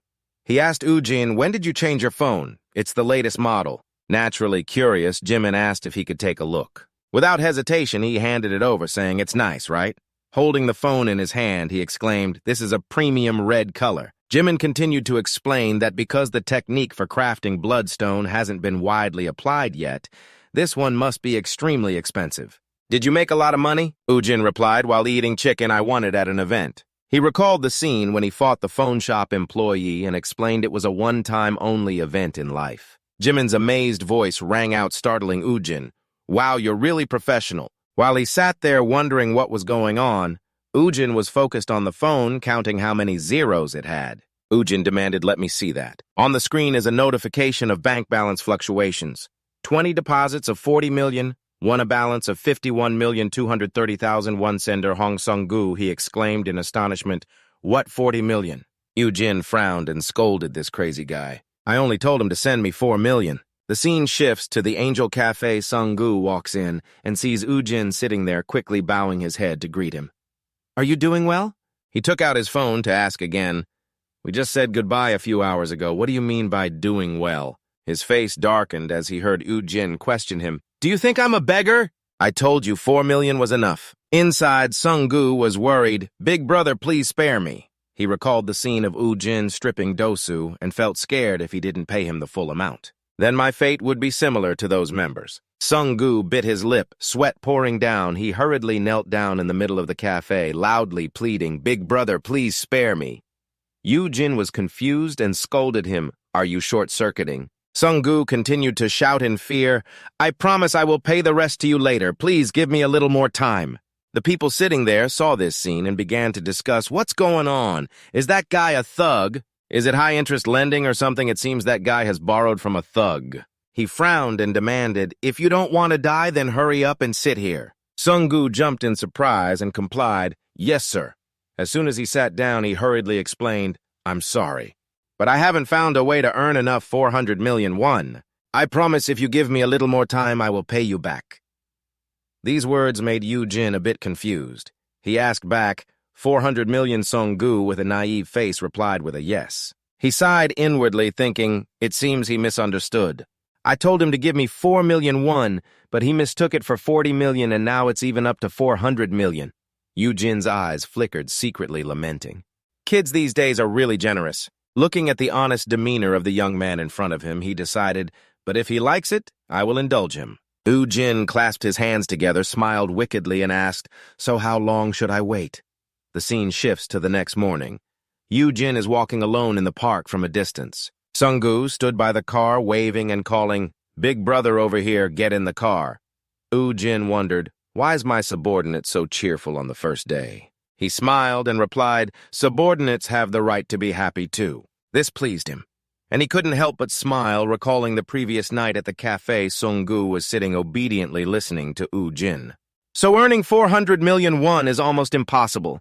Do you want to repay me by teaming up and giving me the money you earn? Ujin asked. That means you will have to stick with me 24/7. Is that okay? He responded without hesitation. No problem. As long as you decide on a specific time frame, I can even manage for you. Sung-gu wondered, manage. As long as you can decide on a specific time frame, I can even manage for you, he wondered. Manage how? Sung-gu eagerly replied yes from choosing to reserving these dungeons. And I can also handle selling bloodstone from A to Z. I can even drive. Basically like the support unit of an attack guild. You. Jin's voice echoed, meaning it's a subordinate, right? This made him turn to stone, and you asked more, saying in general you're working hard to make up for the money. Because you don't have money, right? Sung-gu told himself he wasn't wrong, but why did he feel hurt? Then he rubbed his hands in delight and replied, You are right, big brother. Ujin smiled in agreement. Okay then. You directly proposed that the cooperation time between us will be 1 year. Working without pay is too cruel, so I will consider your salary. Sung-gu grabbed Ujin's hand gratefully. Big brother, thank you very much, he smiled back. I am the one being helped. Back to the present, the car carrying the two was speeding along the highway. Ujin looked at Sung-gu, secretly satisfied. Although he returned the excess money, he was lucky to have a decent subordinate. Ujin continued to propose that as long as you do your job well and guide me diligently, 10% of the profits will be yours. This made him blush with gratitude. Big brother Ujin asked next, have you found the dungeon I mentioned before? Sung-gu replied seriously, yes. As you instructed, a 3-star dungeon with the most abundant summoned monsters is exit number 3, the home of the Rocky, a type of insect monster. Just like the giant cockroaches. After that, the two appeared inside the dungeon. Ujin looked up and exclaimed, there are indeed countless of them. You reminded Sung-gu to remember to stick close behind me. He with the backpack on his shoulder replied, yes. Ujin looked up at his system screen, telling himself he would transfer all the points he had to control just in time when the system warned that the number of skeleton soldiers you can summon has increased to 10. Uzumaki smiled with satisfaction, like a trax like if the enemy is numerous, our troops must be numerous too. The skeleton soldiers were quickly summoned, and you ordered, now let's go all out, shall we? Transitioning scenes after a while at the stairs, the Rocky sensed danger and began to scream incessantly. They felt terrified of what was in front of them, which was the group of skeleton soldiers with sharp weapons raised high. Then with one swift motion, they all stabbed through and took down a Rocky. At that moment, Sung-gu came down to report, big brother, I have collected all the bloodstones on this floor. Ujin praised, good job, keep it up. Witnessing the scene before him, he exclaimed in astonishment, what the heck did you take them all down? Sung-gu thought to himself, usually a Rocky dungeon takes up to 2 hours to clear, yet he managed to do it alone in just 15 minutes. Ujin sat down, breathing heavily. I need to rest a bit. You sit there and calculate. Now I'm level 7. The achievement points received have also increased significantly. On the screen appeared a new skill. Let's see, Fire Fist, attack the opponent with a Fiery Fist level 7 mana limit. 10 achievement points, required 20. Ujin scrolled to the next skill, Water Sphere, attack a target at a certain distance with a sphere level 7 limit. You showed disappointment with the skills you received at level 7. None of them were useful. Suddenly, there was information that made Ujin pause. What is this? Now there's a skeleton witch. Wait until level 10, I can possess it then. But why not buy it early? Information on the skeleton witch, level 10, mana 20. Exchange the corpse of a monster to summon a skeleton witch with 5 strength, 5 endurance, 5 vitality. Mana's operational range is directly proportional to attack speed. Flexibility is proportional to endurance, and damage power is proportional to mana consumption with a necessary control amount of 1. Sung-gu walked over and announced, big brother, everything is ready. The return stone has also appeared. Ujin wondered how long we had been here. He immediately replied, 27 minutes. You rubbed your chin, calculating that we have tickets for 4 hours. Then Ujin stepped up the stairs, saying, we can party like this 7 more times. Sung-gu-jun was scared and replied, oh my god, you came here. Scene changed to the party transaction. The Bloodstone staff handed Sung-gu a savings book and reported the information, 53.2 million won has been added to the balance. He responded, ah yes, thank you very much. After that, Sung-gu's face momentarily turned blank as he thought about the number. Then he was astonished and exclaimed internally, 52.3 million won. Sung-gu looked at the printed amount in the book and sighed. In just 30 minutes, he earned over 50 million won. At this rate, 400 million will be in hand in the blink of an eye. His hands trembled in surprise, calculating his percentage he would receive 40 million. Previously, I struggled through all the dungeons as a 1-star. In 2 months, I barely earned 30 million won, but now I can earn 40 million in just 1 day. Then Sung-gu exclaimed, this is amazing, big brother. He turned to look at Ujin with a bright, appreciative face. Big brother, you are truly my savior. You smiled in response. Don't get too excited, we still have 7 more times. Don't celebrate too soon. Sung-gu followed behind Ujin, feeling excited. This was truly a heavenly opportunity. Being the assistant to the big brother is indeed a great idea. Scene changed to the Hammer Guild headquarters. Inside the office, there was only one person left. He was humming along to the music, enjoying himself. This person was standing by the coffee machine when the phone rang. He answered, saying, Team Leader of Support Team 4, Dungbin Tran, listening. The person on the other end replied, Yes, Team Leader, it's me, Hemin. He asked back, What's going on over there? Hemin, standing by that glass door, replied, I received an urgent report about a case this morning. 2 Awakeners bought a 4-hour ticket to the dungeon, but these 2 guys are a bit strange. On the other end, Min-chan seemed indifferent. Every day people die in the dungeon. What's so strange about that? He-min explained. Both of them returned intact, but the strange part is their entry and exit times. He continued reporting, the first time they only took 30 minutes and then it was just 11 minutes. Oh my God, they just exited the dungeon again in exactly 9 minutes and 47 seconds. Hemin's voice rang out on the phone. I won! Hurry up and bring the money here. Min-chan wondered, what are you guys doing? He replied, we're betting on whether they can finish in 10 minutes. By the way, team leader, why don't you try to find more information about those two? Hemin added. They say they were E-rank, but after witnessing it firsthand, I can confirm they must be more than that. This information astonished Min-chan. E-rank. He immediately turned on his computer and said, hold on. After I look up the information, I will call you back. Hemin replied. Yes, team leader, good luck. Min-chan continuously clicked the mouse to check the information and exclaimed, what is this? Looking at the information of the two people on the screen surprised him greatly. One had just registered as an awakener yesterday, while the other had registered 2 months ago. Name Kang Ujin, Awakening Ability, Soul Calling, Rank F. Name Hong Sung-gu, Awakening Ability, Fire Control, Rank F. Min-chan looked at the screen thinking about the two new recruits they had only been in for 10 minutes. They had already cleaned up a 3-star dungeon by themselves. He smiled, speculating Rank F. Even if the measurement feature was inaccurate, this is still too low. At the very least, it should be Rank C. Those Awakeners who just started already possess Rank C abilities, so the chance for them to advance to Rank A is very high. Min-chan immediately put on his jacket and walked away excitedly. It's been a long time since I've witnessed an Awakener with such potential. Transitioning to the Hwarang Guild headquarters, images of Ujin and Sung-gu were also appearing on the screen along with someone's voice. So you mean this person is the one who infiltrated our dungeon? Another person replied, yes, I received such a report from an employee at the bureau there. He continued to ask, and beside him was... The staff next to him answered Hong Sung-gu, 21 years old, a fireball magician, rank F, nothing special. I think the one with real ability here is Kang Ujin. He looked at him and added a rank F necromancer with the ability to clear dungeons extremely quickly. The man continued to ask, what do you think, Captain Lee Zeoni? She recalled the scene when she first met Ujin. Answer me. I know he is not just an ordinary rank F, but I didn't expect him to be this impressive. John He replied with suspicion he is already on par with rank C. He leaned forward and continued. So there are only two possibilities. Either he didn't show his full strength in the ability test or his ability is developing at an extremely fast rate.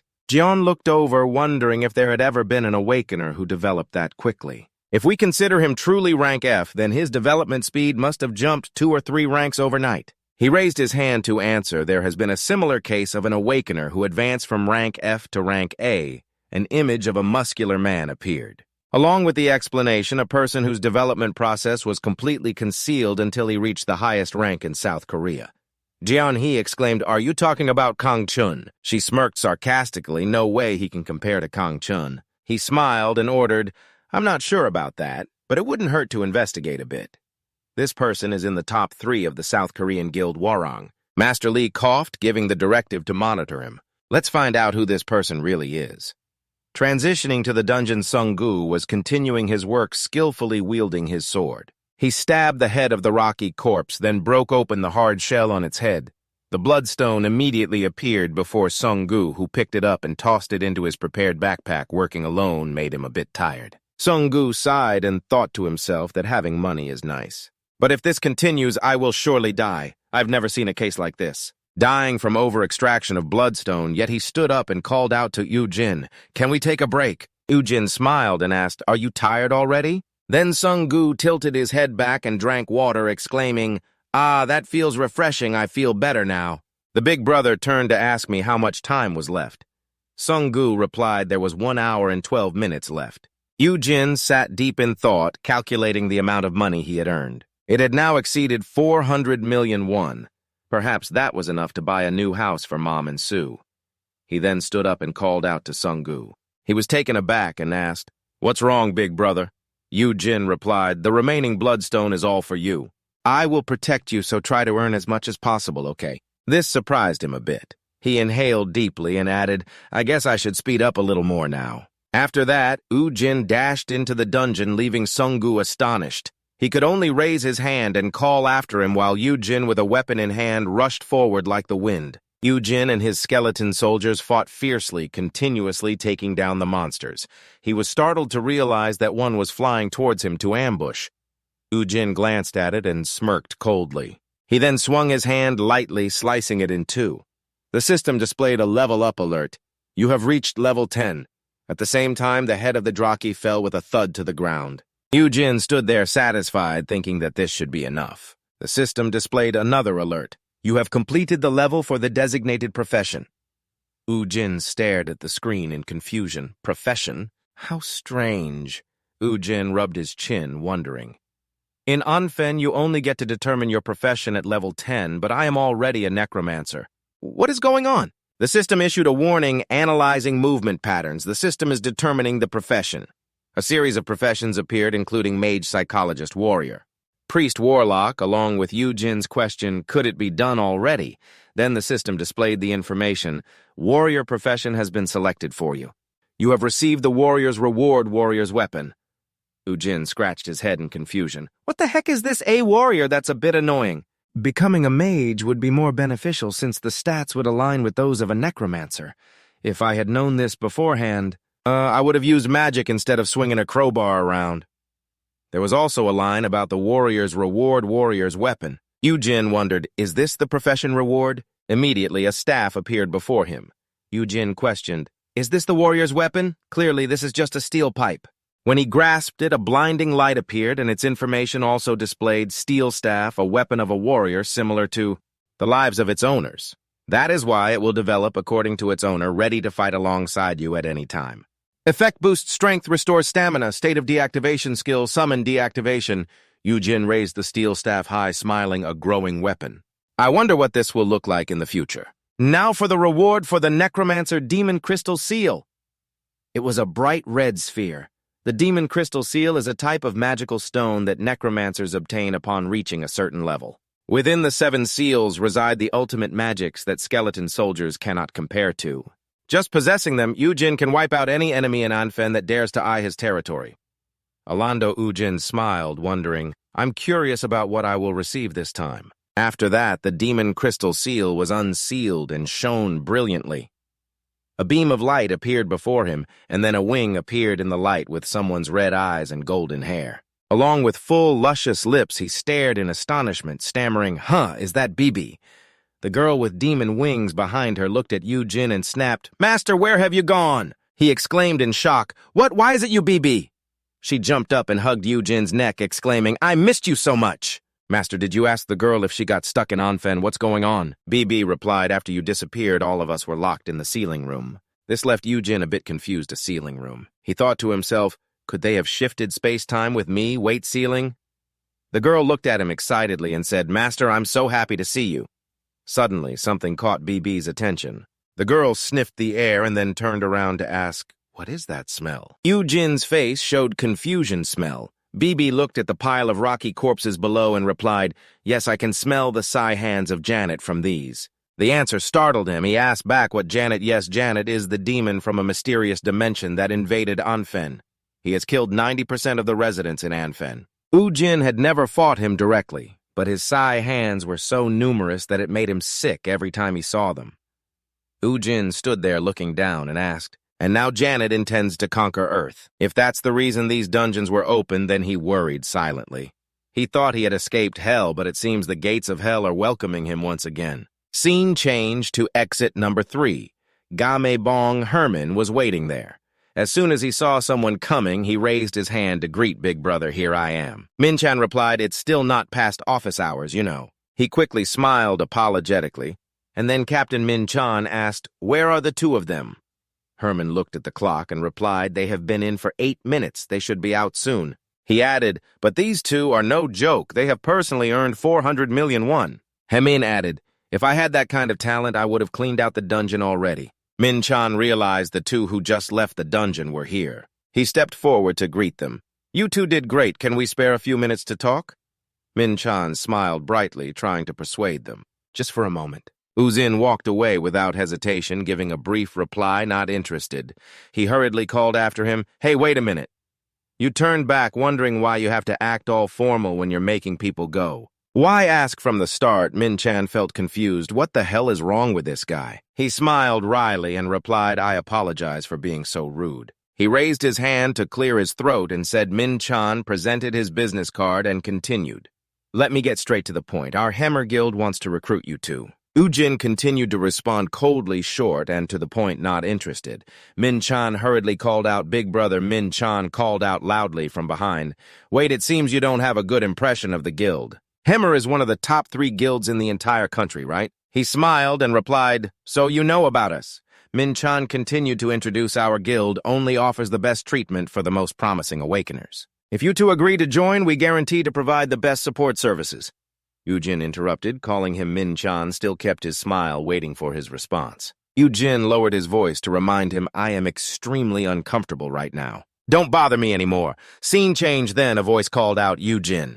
His mother appeared extremely surprised, exclaiming, what is this? The real estate agent smiled and said, please allow me to show you around. Sua ran in and yelled, it's so big, Mom.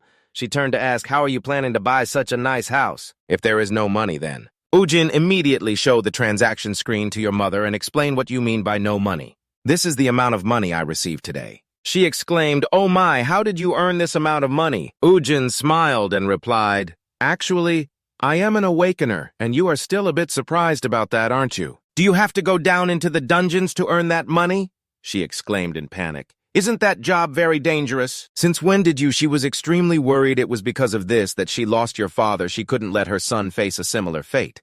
He hurriedly explained, it's okay, Mom. Your son is not as weak as you think. It's just like going bug hunting, that's all. His mother still didn't stop. Even so, just then, Sua ran over and interrupted. Mom, can we have a dog? You said we could get one when we buy a house. One with a yard. The little girl looked up and asked, is that okay? She replied, wait a moment, dear. Ujin's voice continued. Mom, don't worry. He bent down to pat his little sister's head and continued. The things you have worked hard to save for all this time, I have received them. From now on, you should believe in me. The 3 of them stood silently in the yard of their new house, transitioning to the evening in an alley where Ujin's familiar footsteps approached. He called out in a deep voice, Bibi, come here. Immediately, a stream of energy appeared in front of him, but then it vanished instantly, leaving Ujin astonished. He continued to demand, come here, Bibi. The swirling energy appeared again and accumulated, then suddenly vanished, leaving Uzi looking towards the alley ahead where a faint light was emanating. He asked, what is that? From the alley, a creature stepped out, and he exclaimed in surprise, is that you, Bibi? Why did you turn into a cat? The small black cat looked at him and meowed. Ujin picked it up and asked Bibi, explain why you can't return to your true form anymore, so you can't stop chasing after insects. He wondered quietly, could it be that the little girl can only return to her true form in the dungeons? Why is that? Ujin looked at her and asked, what about Janet's energy? Can you still feel it? Bibi replied, no, it smells too good here, the smell of peace. He was lost in thought, a demon enjoying this peace. Could it be that Janet's energy hasn't caused any effects yet? Just then, someone appeared behind Ujin and asked, are you also interested in the stray cats? That's quite a new aspect of you. Ujin immediately turned around to look at him and smiled, introducing himself. Nice to meet you. I am Lee Sang-ho, the leader of the Warang Guild. If you have time, could we talk for a moment? Transitioning to a coffee shop somewhere. Sung-gu sat there frowning and mumbling he is indeed someone I can't grasp. He recalled the time he drove Ujin when Sung-gu had wondered, brother, why did you refuse the invitation from the Hammer Guild? Is there another reason? He replied dejectedly, it's just that I hate taking orders from others. He replied in frustration, it's just that I hate taking orders from others. Sung-gu smiled and exclaimed, I understand now. Indeed, the big brother is different. After that, he burst into laughter. Even a powerful guild like Hammer couldn't shake the big brother's pride when looking at Ujin's expression at that moment. Sung-gu could only silently wonder why he rejected the Hammer Guild for that reason. Back to reality, he sat there laughing excitedly. What does the reason matter? We will soon achieve the dreams we've always wished for. Sung-gu reminded himself that the important thing is to trust and support the big brother from now on. A business staff approached with a stack of documents in hand. Excuse me, sir, have you been waiting long? He sat down, took out paper and pen, and asked, would you like to sign the contract right away? Without hesitation, Sung-gu immediately agreed. Switching to the cafe, a voice from inside rang out. First of all, I sincerely apologize for the incident that happened yesterday. 2 people were sitting there, and he continued. You had a bit of a conflict with John He, right? Ujin replied with suspicion. John He. He recalled her appearance and asked, oh, that red-haired girl. Sang-ho explained, yes, she's my younger sister, but she has a fiery temper. He smiled and continued, she values our guild extremely, so if anything serious happens, I will fully compensate you. Ujin straightforwardly asked back. I don't need any compensation. What really brings you to find me? Sang-ho maintained his calm demeanor in response. You're quite perceptive. He appeared serious. To be honest, I've been observing you for a while. Your remarkable speed in completing dungeons is something that cannot be found in a rank F. All right. With that speed, your level must at least fall into rank C, Sang-ho affirmed, and I'm sure you will progress even further. Ujin, feeling frustrated, thought, just when I got rid of the Hammer Guild, now it's the Warang Guild. He then continued to ask directly. In short, you want to recruit me, right? At this point, he finally made the exact request. Please join our guild. I promise to help you train with the most optimal methods. Most suitable for your skills, Ujin. He had a bit of doubt. The optimal methods that suit my skills, huh? Then he smiled challengingly and asked, so if I defeat you, will you give up the leadership seat? Let me have it, okay? Sang-ho calmly replied, just as the rumors say, your confidence is indeed no joke. He smiled and continued, but I lead the Warren Guild not just with my awakened strength. My rank B is nothing compared to those of rank A, Sang-ho affirmed in front of Ujin's doubtful gaze. So if you defeat me, I still won't relinquish the position to you. He immediately stood up and left. Then I'm no longer interested. Goodbye. He sat there and posed a question. Why do you think dungeons appear, Ujin? Sang-ho's voice turned serious. It's been 5 years since that dungeon collapse until now. They remain an unsolved puzzle. He continued his story. But every year the dungeons are expanding and more dangerous monsters are starting to appear. However, humanity is not cautious about these things at all. They even started exploiting bloodstones for profit. Ujin hesitated, listening, but one thing is certain, the Earth as well as South Korea will be in danger if things continue at this pace. Sang-ho looked at you and confirmed, I believe that my mission is to gather the awakened ones to prevent that from happening. He made a suggestion, and I hope that you can lend us your strength to transition to the morning at the Hammer Guild. The sound of mice stealing echoed continuously. Herman sat there full of worry, not daring to make a sound. He looked at Min-chan's expression and thought to himself, oh God, it's already tough for him this morning. Just at that moment, information appeared on the screen that caught Herman's attention. He turned to announce that the captain of the two had reserved a dungeon at exit number 6 yesterday. This watch on. After hearing that, he snapped back, that bastard, huh? Why is he already whining about him this early? It's really annoying. He stood there mumbling he thinks he's so great, but he's only at rank C. Or Min added, Captain, this is a 4-star dungeon. This made Min-chan choke on his coffee. He immediately ran over to see what they had continued to book just for 2 people. Min-chan's eyes narrowed in suspicion. These bastards have lost their minds, haven't they? If it's just a support or mind bloodstone, then it's possible. No F-ranked awakened one would dare to step into a 4-star dungeon. Clearly, they are just 2 amateurs daring to book this type of dungeon. And they don't even know the basic information. Min-chan stroked his chin thoughtfully. What kind of skills do they possess to dare to complete it themselves? A 4-star dungeon, huh? He turned to ask, do we have a 4-star dungeon nearby? Herman replied, yes, it's at exit number 11 in the tunnel. Min-chan continued, they are right next to each other. Try to change the reservation information to that dungeon. He looked over, puzzled, why aren't you giving up? Min-chan replied with a bitter smile, you fool giving up that monkey this time, I will definitely catch them. If you want to catch fish, you have to cast the line at the right moment. Transitioning inside, the BMW music played loudly. Sung-gu, while driving, marveled at how smooth this car was. He smiled and said, I prepared this one for you, because it would be a shame to take you in that small car. Ujin laughed and asked, what's this one called, Render?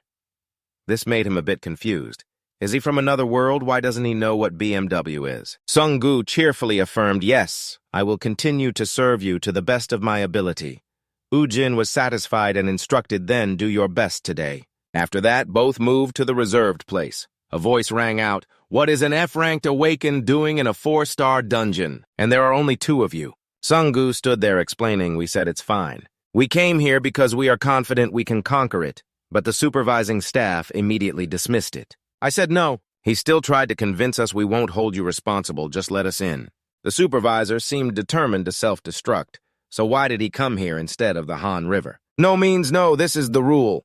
Sung-gu stood there worried and unable to argue. Then he sadly turned to Ujin, scratching his head in confusion, announcing that it was no good. They said we would never be allowed inside. I'm sorry, I should have researched more before coming. You replied gently, I guess I'll have to go to the management to renew. Find a level 3 dungeon in this area. Just at that moment, Min-chan stepped forward and said, "We meet again here." He and Herman smiled as they approached. "What a coincidence. I'm sorry, but may I ask what you guys are planning to do? If possible, I would like to lend a hand." Min-chan's gaze radiated sincerity mixed with calculation. "Is that all right?" Ujin replied frankly, "What a coincidence, you little monkey." He asked further, "So what can you help with?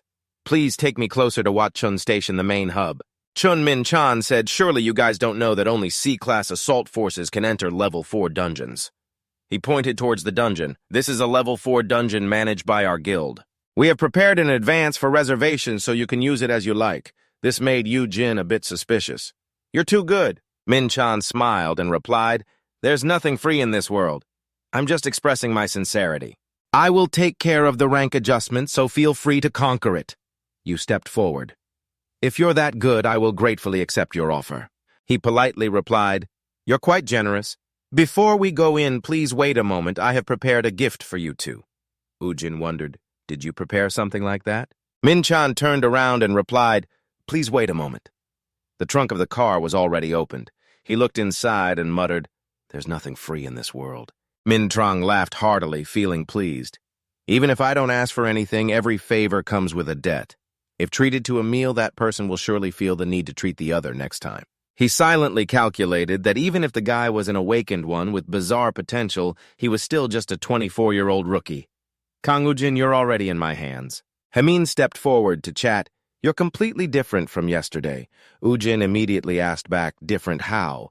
He answered frankly, "It was hard to start a conversation with you yesterday." Ujin explained, "I was in a bit of a bad mood yesterday." He thought to himself that his mind was a mess when thinking about Shanette. Hamin smiled and continued, "You must be the type of person who works according to your mood.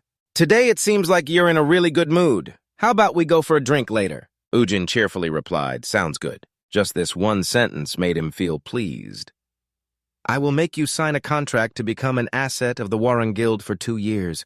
Ujin, you will join the Hammer Guild, right?" Min was already thinking about manipulating Ujin over drinks. He continued to propose, "I know a great place, let's go check it out." Ujin was curious. "Where is it?" Sung-gu, feeling frustrated, said, "These guys flatter the wrong person. Even if they treat him, he will never join." A moment later, Min-chan's footsteps returned. He looked around and then asked, "Where did they go?"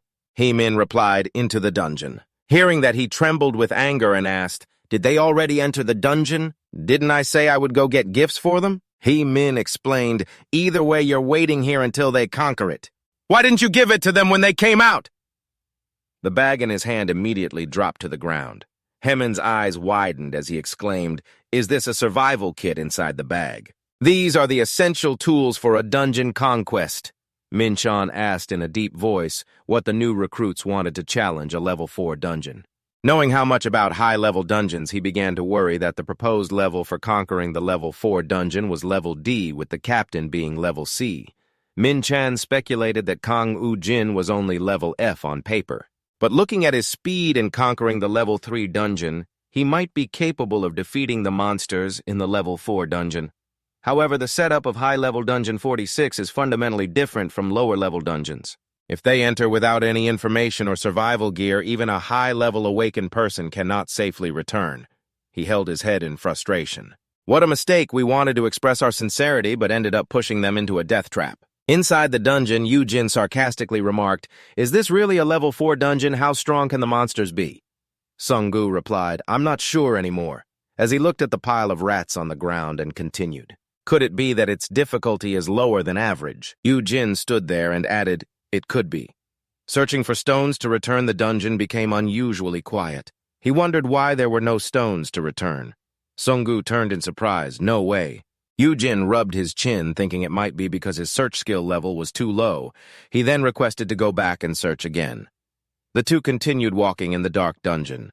Ujin appeared confused. "It's not here." "What's going on?" Sung-gu looked up and spoke. "The entrance is up there." He gestured for Ujin to look and asked, "What's that?" Ujin was also drawn to the sight above. In front of the two, another gate appeared. He looked up, wondering if this was the reason the stones to return did not appear.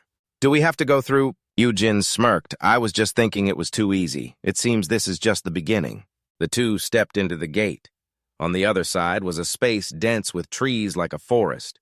Ujin froze in shock as he saw what was in front of him, wondering if they had been transported to another dimension. Sung-gu suddenly called out in a serious tone, "Ujin!" Ujin looked over and saw him not wearing any clothes, immediately snapping, "What are you doing? You're going to blind me." Sung-gu pouted in response, "I'm naked too." At that moment he realized that only their bodies had been transported. Deep within the forest, a loud roar echoed, causing the birds to take flight. The two stood there, one worried and the other excited. Ujin confidently stated, "This must be the real beginning of the level 4 dungeon." After that, Ujin took out clothes for the two to wear. Sung-gu looked at him curiously. "How many skills do you have?" Remembering earlier, Ujin had taken clothes for him and requested, "Put on some decent clothes first." Sung-gu now thought to himself that he believed Ujin could handle this situation. But he had no idea what Ujin had been doing all this time. Ujin was still staring at the screen in front of him, deep in thought. He calculated that he was currently level 10 thanks to the power of the skills transferred adding to his stats, which were even higher than most. Level 10 is different from normal, but if he had to face the level 4 dungeon, it would still be very difficult. Inside the dungeon, the skills of the spirit summoner were not enough, but if the number of enemies was low, Ujin could still defeat them, even if he wasn't prepared. A series of notifications appeared. "You have acquired the unique skill of the warrior. You have acquired the warrior's intuition. You have acquired the warrior's wrath. You have acquired the leap. You have acquired acceleration. You have acquired steel fist." He held the steel rod in his hand and said, "Let's get ready to fight." "You have accepted the acceleration. You have taken the steel punch." He held the steel rod in his hand and said, "Let's get ready to fight." "Level 31 is so strong, huh?" Transitioning outside the dungeon at the entrance, Min Chan stands there, placing his hand on the barrier, saying that this barrier has not disappeared yet. They have been in there for quite a while now. Herman wonders how long they can hold out. Will they be able to fight that crocodile? He furrows his brow and asks back with his bare hands. Herman then realizes that the survival gear is still here. A high-level dungeon does not allow anyone to bring any items from Earth. The only thing allowed to enter the dungeon system is items belonging to that very dungeon. Minchin holds his head and says that even if they can defeat that crocodile, they still have to face a bigger problem, which is food and water inside the dungeon. A loud rumble shakes the ground, sending dust and debris flying everywhere. Sung-gu anxiously announces that something is coming here. A giant crocodile bursts out from the dust, its agile steps pushing off the ground for momentum. After that, Ujin jumps onto the back of the crocodile, marveling that this is the warrior's instinct.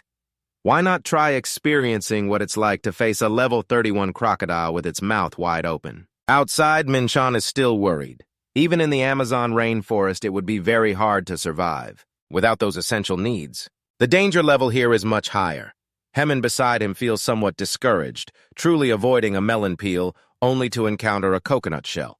In another scene, a skewer of grilled meat is over the red flames. The food is perfectly clean, and the skewer of meat Sung-gu holds in his hand is delicious. He smiles while eating, exclaiming that it tastes amazing.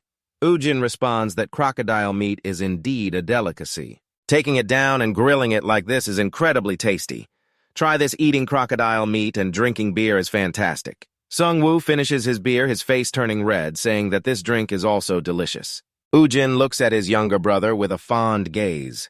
Outside, He-min's voice rings out, saying that they have been in there for quite a while now. He wonders if after this long, can we be sure that they are still alive in that forest? Min-chan replies that if it's just one crocodile, they could use some summoning skill as bait and then avoid it. But that wouldn't be enough to get through the swamp, Herman worries, saying that the swamp keeps appearing in the jungle after a while. It is a death trap for melee warriors because when your feet sink into the swamp, you have to fight against a herd of capuchin monkeys while also dealing with a giant anaconda. Sung-gu panics and warns that there is only one ranged attacker, Hong Sung-gu, and moreover his fireball won't be strong enough to stop the attacks from the herd. Capuchin monkeys.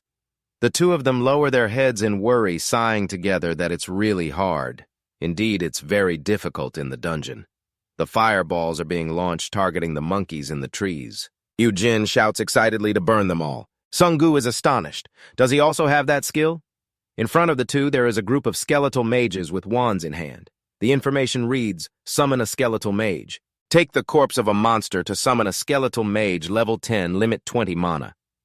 Outside, Min-chan is eating instant noodles while waiting. Min beside him worries, saying that it's been 4 hours. Do you think they can get through that dungeon and come out? He replies in a deep voice that he doesn't know. The monsters are not the only danger in a high-level dungeon where it is filled with trees, animals, and insects completely different from this earth. Min-chan asked again how much they would know about the ecosystem over there. Both men exclaimed, "Oh no." If they accidentally eat any poisonous plants, then Min-chan replied in a low voice, "They are doomed." Over here. Sung-gu was holding a juicy red fruit, preparing to take a bite. He exclaimed that eating mountain fruits is truly excellent and very sweet, Ujin added. If you don't cook that fruit and just eat it like that, you'll definitely die. Sung-gu heard that and quickly spat it out, then complained that he should have warned him sooner. Sung-gu turned and wondered how he would know about these things. You just know there's no need to worry, he thought to himself. How would I know? Because this place is similar to where I lived 25 outside the dungeon. It was night. Min was still sitting there asking, "But Captain, why? Why are you trying so hard to recruit Kang Ujin? Our guild isn't really interested in that." He sighed lightly and replied, Min, I have never doubted my instincts." Herman smiled and said he was looking for promising awakened ones. "Right, do you believe that Park Jingu is a very potential awakened one to recruit him into our guild?" Min-chan affirmed that's right. "And now I am also confident that Kang Ujin is stronger than Park Jingu." This surprised Herman, stronger than Park Jingu. The two were sitting there chatting back and forth. "That's right, it would be a waste if he didn't join the guild." Hemin said if we lost an awakened one like him, it would be a tremendous loss for humanity. Hemin replied, "I just hope he can survive and come back." The captain never thought that being a captain required so much thought. Then he stood up cheerfully. "Let's pray together." "He will definitely survive and come back," Min-chan replied. "But it's tough." This made Herman's workshop full of worry. He continued, "The guardian of the return stone is an incredibly difficult opponent." Hearing that, Herman thought to himself, who doesn't know that we just need to pray for him to come back alive? Min-chan rubbed his head and said in a deep voice he might be dying soon. Herman frowned. "Can you not be so pessimistic?" Inside the dungeon, the two had passed through the forest and arrived at a drier land.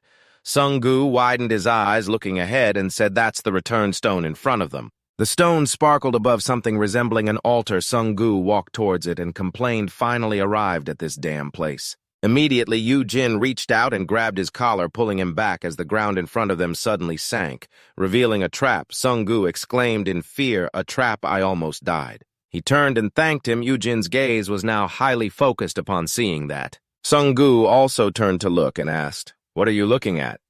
Ujin was startled and amazed when he saw it. "A bunch of brain monsters with sharp teeth," he exclaimed. "What are these?" Ujin said softly, "This is a bit unexpected." "Aren't they brain demons from Anfin?" In front of the two were warriors and brain wizards with levels from 41 to 45 in Anfin society. There were humans, monsters, dwarves, beastmen, and other races. The brain goblins are one of them. But why are they in this secret realm? Ujin stood there in silence, pondering for a moment, then directly looked at them and asked, "What are you doing here?" His attitude astonished Sung-gu and the whole group of goblins. The goblins behind started chattering in their language. One of them stepped forward and asked, "Who are you?" "How can a human speak our language?" Ujin replied in the goblin tongue, "It doesn't matter. I'll ask again, what are you doing here?" The goblin replied in a low voice, "We have lost our homeland." Ujin asked again, "Did the demon Janet invade it?" He answered, "That's right." After a piece of balance disappeared, Janet became the master of that place. "We are here because of a pact with him."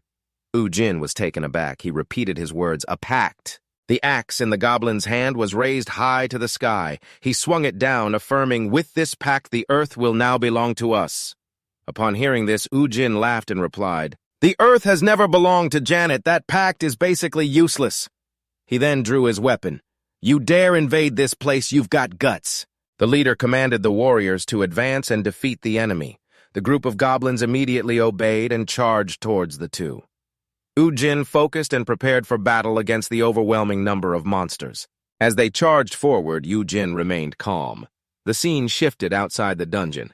Hemin looked in and said, "Captain, the situation seems unfeasible. 6 hours and 20 minutes have passed." Min-chan stroked his chin and replied, "A day has passed in that secret realm, which means..." He thought to himself that they had completed a 4-star A-level secret realm with just 2 people. Heimin suddenly exclaimed, "The countdown has disappeared." Min-chan stood there silently praying, "Please, I'm really worried. I hope they come out. Please survive and return." The barrier had now vanished, and the dark steps of the subway station led deep down. After a waiting period, everything remained silent. Hemin spoke up. "They haven't come out yet. I guess this is a bit too much for them." Min-chan sighed and requested, "Let's clean up. We should use a cart to clean up." But what lay before him made him freeze. Min-chan saw two people stepping up with a pile of stuff in their hands and exclaimed, Ujin. He excitedly congratulated everyone on returning safely. Ujin smiled and asked, "Why do you look so happy?" Then the cart of the two rolled down the road as Ujin's voice rang out. "We really don't need the relief supplies, but the attack gear is great." He looked at the list and then turned to ask, "Is the crocodile skin that expensive we can't take it?" Sung-gu smiled and replied, "I knew that." He reminded Sung-gu to remember to bring it next time. He smiled bitterly, thinking to himself that he was fine with excavating bloodstone, but he also had to deal with the monster corpses. The dream of becoming the fire mage was gradually drifting away. Outside, something caught Ujin's attention. Sung-gu curiously asked, "What's that?" He looked at the couple outside and replied, "That's Jimin driving to where they are. Over here, two people are talking about something." Suddenly, a loud call rang out, startling Jimin, who looked over to see Ujin sitting in the car, waving at him. Jimin was a bit surprised and called out, and the girl next to him looked a bit confused. Ujin asked if he was on a date with his girlfriend. Jimin explained, "No, that's my sister." He then introduced, "Sister, this is my brother who has helped me. I've told you about him." After hearing this, she hesitated and asked, "Is he Kang Ujin?" Seeing her recognize him, he was somewhat surprised. The scene shifted to the Hammer headquarters where someone was holding a piece of paper and speaking. The vice president's position, he asked if it was worth doing everything to this extent. Just then a beep sounded and a voice announced that Vice President Park Jin-gu was here. He entered and spoke, "Captain Dung, you are here too." Min-chan immediately left, replying, "Yes, I'm getting ready. Please continue the discussion."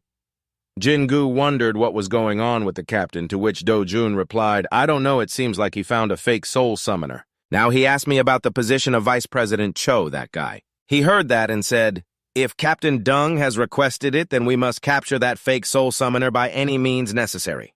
He wondered why we needed to do that. "This guy has been making a fuss about searching for talent lately, and whoever he recruits is terrible. Captain Dung finding you is indeed lucky." Jin-gu, hearing that, smiled wryly. "Don't be too harsh on him." Do-jun crossed his arms and asked, "What about the situation in America?" He replied, "The rumors seem to be true. Based on how they are coming back, we can be sure that there is someone new in the Titan Guild." He frowned, thinking about the truth of that rumor. Someone has left the secret realm and transitioned to another place. A long-haired girl is standing by the window looking out at the city at night. Her image appeared on the screen along with someone's voice asking, "How is she?" The supervising staff replied, "Nothing has changed. She cannot understand our language and keeps repeating strange words." The person reported further, "It seems to be a disability caused by injuries." Din-kun, the Titan team leader, responded, "I understand. In any case, she is a crucial factor in uncovering the secrets of the secret realm. We must find a way to treat her so we can communicate." The staff immediately complied. "Yes, Captain." He frowned, thinking, "It's been 5 years since the secret realm appeared. Will we uncover its secrets?" On this side, the girl is still speaking in that strange language. She placed her hand on the glass, hesitantly saying one word, "Jin." Then she voiced the name of the boy, Kang Ujin, from the old building where a few rooms still had lights on. Transitioning inside, the study lamp was still on, and the calendar was filled with circled days of victories. Despite it being late at night, someone was studying in the room. Jimin was sitting doing homework while sighing with worry. "What if I'm worrying too much? Nothing will happen, right?" He recalled the scene from the afternoon, feeling even more confused. "I can't understand what he's thinking anymore." Ujin, sitting in the car friendly, looked up and invited, "We're planning to go eat barbecue. Do you want to join?" Transitioning to a barbecue restaurant open at night, he drank a cup of alcohol and was pleasantly surprised. "Wow, I didn't expect G1 to be Jimin's sister." Kujin at that time kept praising 2500. "It's been 5 years and you're still so beautiful, right?" She reacted with panic, continuously waving her hands. "I don't, but hearing that makes me laugh." "You're too modest," Sung-gu said. "She used to be the most popular girl in our school. Maybe half of the boys had a crush on her." He heard that praise and had to join in. Oh, she must have been a real beauty back then. Ji-won was extremely shy at that moment, waving her hands to explain. Oh, not to that extent. Ujin blushed, recalling the past of pursuing her. Wow, I was also among half of those boys. Her image in his eyes was always radiant. She was lively, beautiful, and friendly with everyone.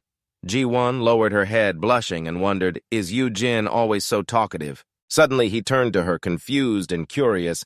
But why are you wearing a hat? Did you forget to wash your hair? She was a bit startled and turned to stammer an explanation. It's just that I like wearing hats. Sung-gu also felt somewhat awkward sipping his drink while glancing at me, knowing that the older brother is very straightforward, and Ujin's look seemed a bit uncomfortable, suggesting it was quite inappropriate. Why don't you just sweep it away? But Ji-won shyly shook her head and waved her hand to refuse, saying she was fine. Even he, sitting next to her, was surprised by this behavior. But how could he say that to a lady? Then Sung-gu suddenly widened his eyes, taking a back mouth agape. Wait a minute, after a while, he finally guessed the reason. Could it be that his older brother has never dated before? But Ujin at this moment was oblivious, enjoying the food. This steak is really delicious. Sung-gu helplessly accepted the fact that his brother's words to her were completely well-intentioned. But he himself looked around and realized that the atmosphere shouldn't become this awkward. To break the awkward atmosphere, Sung-gu suggested that his brother and sister play a game. Hearing this, he was a bit surprised, emphasizing what kind of play. He insisted on the importance of games. When drinking, how could they skip the games? Ujin still maintained a confused expression. Glancing over why suddenly play after a round of drinks, the singing echoed. A duck spread its two wings. Sung-gu picked up a bottle as a mic to sing. He shouted that the readers over there were a bunch of cheap fools. He got heated and splashed his clothes, continuing to sing, "Oh, winter, please let it snow so that the heads of those fools break." TR and his readers could no longer stand it. Ujin voiced his annoyance, reminding Sung-gu why he didn't sit down before he made him break his head. Then he turned his face to the side of the table. Side, it seemed Ujin was looking at Ji-won, who had her head down. She was completely drunk. Suddenly, Ji-won, who was lying down slightly, moved. The hat from her head gently fell onto the table. Sung-gu abruptly fixed his gaze, staring intently. He couldn't believe his eyes, continuously rubbing them. Am I so drunk that I'm seeing things? The blonde girl who just walked in quickly started discussing, hey, looking at that girl's head, doesn't it seem like it's burned? After looking closely for a while, Sung-gu felt awkward and stammered. Older brother, the head of the older sister, it seems. Ujin also glanced down at the scar on Ji-won's forehead, which was exposed without a hat, but he didn't care too much and reached for the cap. Discussing what nonsense, Ujin calmly asserted that she was still very beautiful. After that, he turned to urge Sung-gu to finish drinking and go home. Hearing that, he quickly replied and complied, yes. Transitioning back to the apartment of the two sisters early in the morning, Ji-won just vaguely opened her eyes, rubbing her head. My head hurts too much. She sat up and looked around, surprised.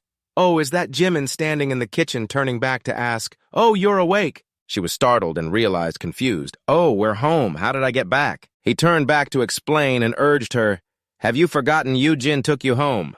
Wash your face, I'll make some soup. Ji-won also got out of bed and walked into the bathroom. She looked at herself in the mirror, confused and unable to believe it. Huh? Did I sleep without taking off my hat? Suddenly, Ji-won's eyes widened in surprise as images from last night flashed in her mind. She remembered that Ujin had carried her home. She stared blankly at her scar in the mirror. He saw it already. I was attacked by a monster during the dungeon explosion 5 years ago. Ji-won looked at the scar that brought back painful memories from the past, and the consequence was this scar. She looked at that flaw filled with insecurity. She didn't want him to see it at all. I just wanted him to see me as I was back in school. But suddenly Ji-won remembered Ujin's affirmation. After all, she was still very beautiful. Her lips parted slightly in surprise. Ji-won held his hat in his hands, bowed his head. His heart raced as the scene shifted back to their high school days. The bell rang, signaling the end of class. The teacher turned around, wondering whose turn it was to clean today. Ujin heard that and raised her hand, shouting, me! The teacher then asked, who else will clean with you? Suddenly, a small hand was raised above. He saw that person also looking confused, turning to Ji-won, who then spoke up to report, it's me. The teacher, seeing this, gave the two a few instructions. So after everyone leaves, you two start cleaning, okay? After finishing the cleaning, Ujin locked the door. She stood behind and asked worriedly, we didn't forget anything, did we? You turned around and replied vaguely, yeah. Ji-won looked at her, seeming quiet on the way home. Suddenly, she turned to share, Ujin, you're a bit quiet, just like my little brother. No matter what I said, the boy only replied with, But after hearing that, Ujin just responded with, oh. Hearing you talk, Ji-won smiled happily and reminded him. Finally, in the second semester, we can talk to each other. From now on, let's talk to each other more. Suddenly, she turned around to ask, oh, right. I have something to tell you. Can you come here for a moment? Ujin was somewhat surprised and asked, what is it? She leaned close to his ear, about to say that it was Bibi, who was currently leaning down to wake Ujin up.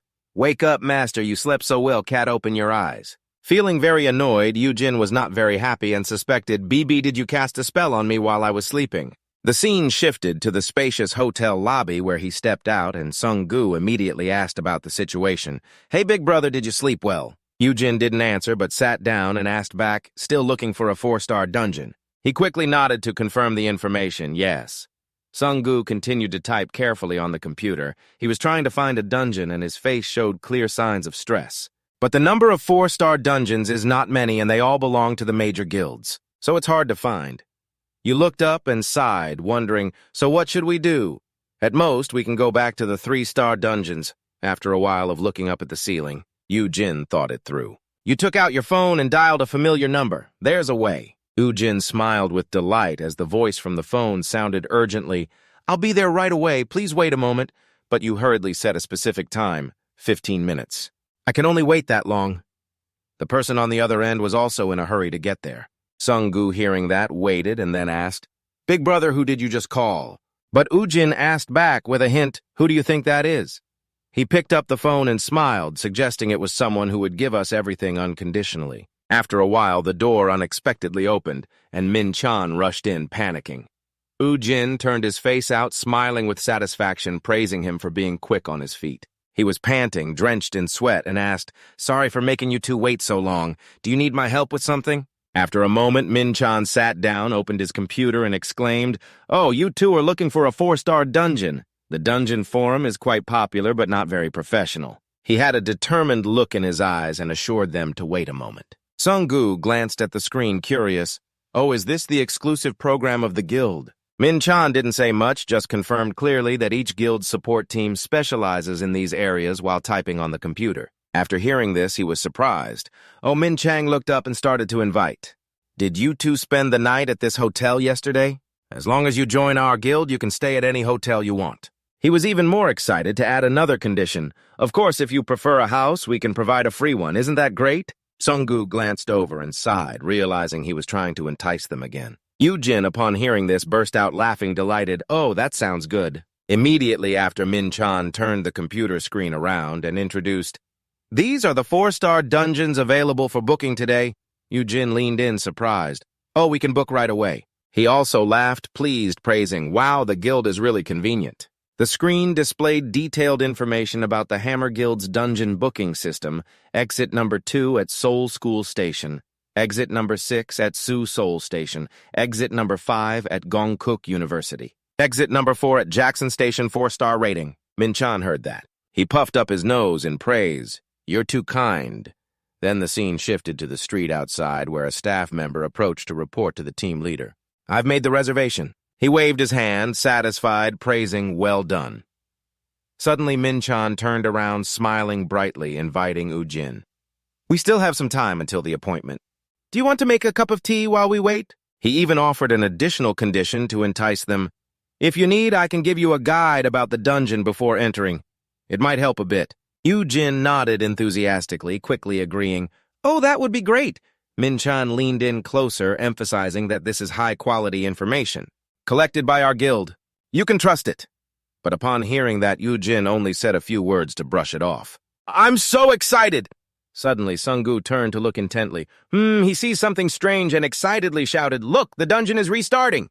Sung-gu observed in fascination and confessed, This is the first time I've seen it with my own eyes. Min-chan was also startled, surprised. Then he seemed anxious, turning back to urge, Damn it, hurry up and contact the guild. Hearing that, he quickly took out his phone to get in touch. Yes, the dungeon on the other side is still undergoing the process. Ujin is also focusing on that, wondering about the restart of the dungeon after a while when a reporter appeared at the dungeon. The guards and everyone are hastily and fearfully cautious in front of the dungeon, even placing a warning sign prohibiting entry. The light from inside the dungeon has also somewhat dimmed. From beginning to end, he hasn't taken his eyes off it. Min Chan is also watching and now lets out a sigh of relief. It seems that this mine has been completed. He turns around and begins to explain in detail that dungeons are usually divided into 3 stages. Min Chan introduces the stage that is probably the quietest. The first stage is the mine. He continues to mention that the second stage, which just occurred, is the restart. Min Chan concludes with the final dangerous stage, which is the fracture. He recounts the characteristics of the previous dungeon stages that he had gone down to referred to as the mine. Min Chan also briefly explains the construction process. It is a type of dungeon that has been completed once before. After that, monsters will usually be summoned. He emphasizes that the mission of people like Ujin and the Awakeners will be to go down the mine to extract bloodstone like miners. Min Chan mainly explains that the duration of the mine stage usually lasts 23 months, but once they end, they will restart and become a new dungeon, as you can see. Exit number 6 at Seoul University has now restarted. He turns to emphasize that the situation is now that many guilds are on their way here, with the goal of being the first to complete it. Oh, and regarding the dungeon's water form, upon hearing this, Ujin suddenly speaks up to stop him. Wait, you've keenly guessed the main reason, which means this dungeon is currently unowned, right? Min Chan does not hesitate to confirm the information. In other words, it is a dungeon that is seeking an owner. While talking about that, suddenly he opens his eyes wide, realizing. At this moment, Min Chan turns to guess the intention. You're not planning to try to complete it, are you? Ujin also does not hesitate to state his intention directly. Why not? Knowing that intention, he hurriedly tries to stop him. No way. The monsters in the first conquest round are much more dangerous than the usual monsters in the mine. Just leave it for the guilds to handle. He puts his hands on his hips, unhesitatingly calling out, "So the guilds just want to monopolize these dungeons, right?" Min Chan, feeling misunderstood, quickly shakes his head. That's not what I meant. After a while, he finally emphasizes that according to regulations, individuals are also allowed to conquer them, but only after the energy source of the dungeons has been measured again. Upon hearing that Ujin questions back, Energy Ninja looks in another direction and explains that it must be the energy they emit during the restart. They are measuring it. It is what determines the star rank of each dungeon. He even specifies the tier levels. 4 stars are for C-rank dungeons, 5 stars are for B-rank dungeons, and only A-rank Awakeners are allowed to step into the 6-star dungeon. After hearing this, you stroke your chin, questioning back. You said, I belong to C-rank, right? Uzi smiles brightly, delighted. So I'm allowed to go down if it is a 4-star dungeon, right? The bulletin board emits a clear announcement that this is a 5-star dungeon by default. You glance down, clearly displeased, cursing, damn it. Min Chan, standing behind, continues to try to dissuade you. I think you should give up on the idea of conquering this now. Suddenly, everyone turned to see 3 more people approaching, and everyone was in awe. Wow, the Gaohua Chutuok team is here. They arrived so quickly. He was also observing, surely speculating. So this dungeon must belong to the Hoa Jiang Guild. Ujin, curious, turned to see and quickly recognized. She's the one from the past. I remember John He, the one who stepped on me. You better not bring out that skill. Don't show off your skills.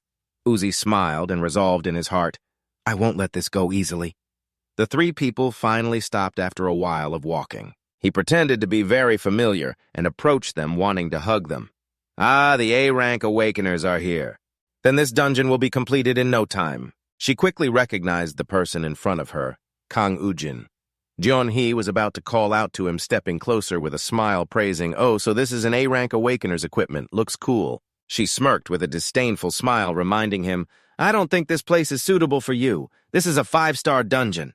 Don't block my way anymore. Get lost. Ujin wasn't angry. He just sighed and added a few playful words to lighten the mood. Don't be so difficult. Just let me take a look. Ujin reached out, turning her around to take a look. It hasn't worn out at all. John He was suddenly touched and became furious. You little punk, where do you think you're touching? Sunggu and He-min were returning with drinks when he suddenly stopped, looking ahead with curiosity. What's going on? Why are there so many people gathered? John He was extremely angry, throwing a punch and accusing, Get your filthy hands off me. Eugene still kept a smile on his face. Suddenly, he lost his footing and slipped backward. She then panicked, realizing, and shouted, Wait behind you, Eugene. Letting herself fall backward, she didn't forget to emphasize, You pushed me. After he fell, everyone stared in shock. Everyone there began to panic. No, this isn't good. Someone has fallen into the dungeon. Sung-gu couldn't believe it, sweating as he looked at his brother inside. The weather was scorching hot, and beneath the ground was a golden, sandy desert. Ujin stepped in, looking at the surrounding scenery. Last time it was a rainforest, and now it's a desert. He quietly and carefully stepped into the desert. Suddenly, Ujin was thrown straight up. It opened its mouth, shooting up from the sand dune. He jumped up high, still keeping calm. What a friendly greeting. Are you trying to say that the 5-star dungeon is very different? Ujin swung his sword down with a shout, his mouth curling into a delighted smile, showing disdain. Even so, a monster is just a monster. What's the difference? But right after that, its body surprised Ujin.